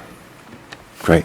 So with the subcommittee formed and being aware of the time, I'd like to move on to staff updates with the permission of the committee. One thing for the subcommittee to note is that I was asked to take note of these ideas from last year Yes. when we did our recap. So if you guys Correct. look at that and review if that's something that you want to do this year. Yeah, I was actually looking at that, and I can see some that I would definitely like to do again. So especially the waste and the e-waste and the food waste and stuff. I think there's a lot of opportunity for training people on what the right way to getting rid of stuff is. So, cool. Anybody else want to touch on the subcommittee before we? Can you go back to the last slide? I blinked too fast. Okay, go ahead. Wonderful. So, staff updates.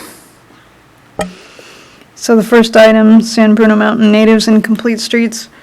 We talked about at the last meeting, and the committee voted to make the recommendation of the Planning Commission to uphold the Complete Streets Committee's recommendation to include San Bruno Mountain natives in streetscapes. So that was forwarded to the Planning Commission. They're going to discuss the Complete Streets changes to the circulation element at their next meeting on July 23rd. To possibly adopt. And what they would do is they would make a recommendation to the council, and then it would go to council. Can you send the committee a reminder about that meeting? So, Lot coverage, we discussed that the council is going to discuss all of the zoning issues that they also have related to the Brisbane Acres, planning to discuss it, and it's to be brought to council in August. Habitat Restoration Day, do you have any? Just an update since we didn't meet from the last, or after the last Habitat Restoration Day. So it was a fairly good turnout. We had 25 volunteers, a lot of Mountain Watch volunteers. All the t-shirts were taken, so that's great. We cleaned up a lot of invasives. Michelle. Megan climbed a tree to get the ivy out of it. Yeah. So, yeah, turned out pretty well. There is a lot of more work to be done in Firth Canyon. Yeah. And, the years that we didn't do it while we were doing Costañas Canyon really pointed up that we need some serious work in that canyon, and probably beyond what we can do on a Habitat Restoration Day. So I don't know if we want to add that to our work plan of how we can work with the city to get that work done on that canyon. It's in dire need. And it's a heavy drainage canyon, so it really is important to get it done correctly. And it also has a major heritage tree that needs some work. Yeah, and I had an opportunity to go up Frith Canyon, I think it was 2 days after, and I noticed all of the ivy that had been gone since the previous time I had been there. So it looks like a lot of really great work was done there. So Yeah. thanks to everybody who participated. Okay. Something that's not on there that recently happened was 2 days ago, or was it yesterday, that 240 Valley has removed their dead Monterey pine. Yay! Awesome.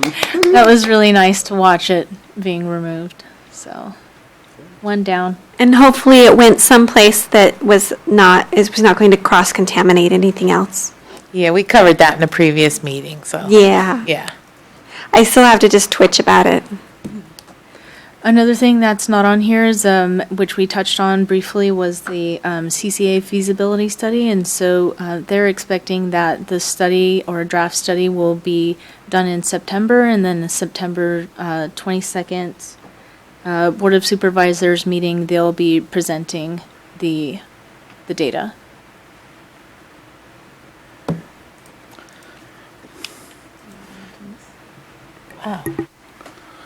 All right. And then the last item is the next meeting. We had asked at the last meeting if we could move a week later and meet on the 26th, and at the time, no one thought they had a problem with it, so we just Good. want to confirm the Yep, next I've meeting just date. checked my calendar. It's good. Anybody have any objections? Okay.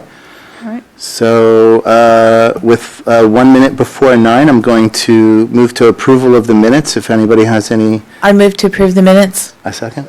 All in, Aye. All in favor? let's go. All right. Aye. And with that, I'd like to adjourn our meeting of the Open Space and Ecology Committee here at 9 o'clock. Thank you very much, everyone. All right. Thank you. Thanks for all the help of the committee chairman.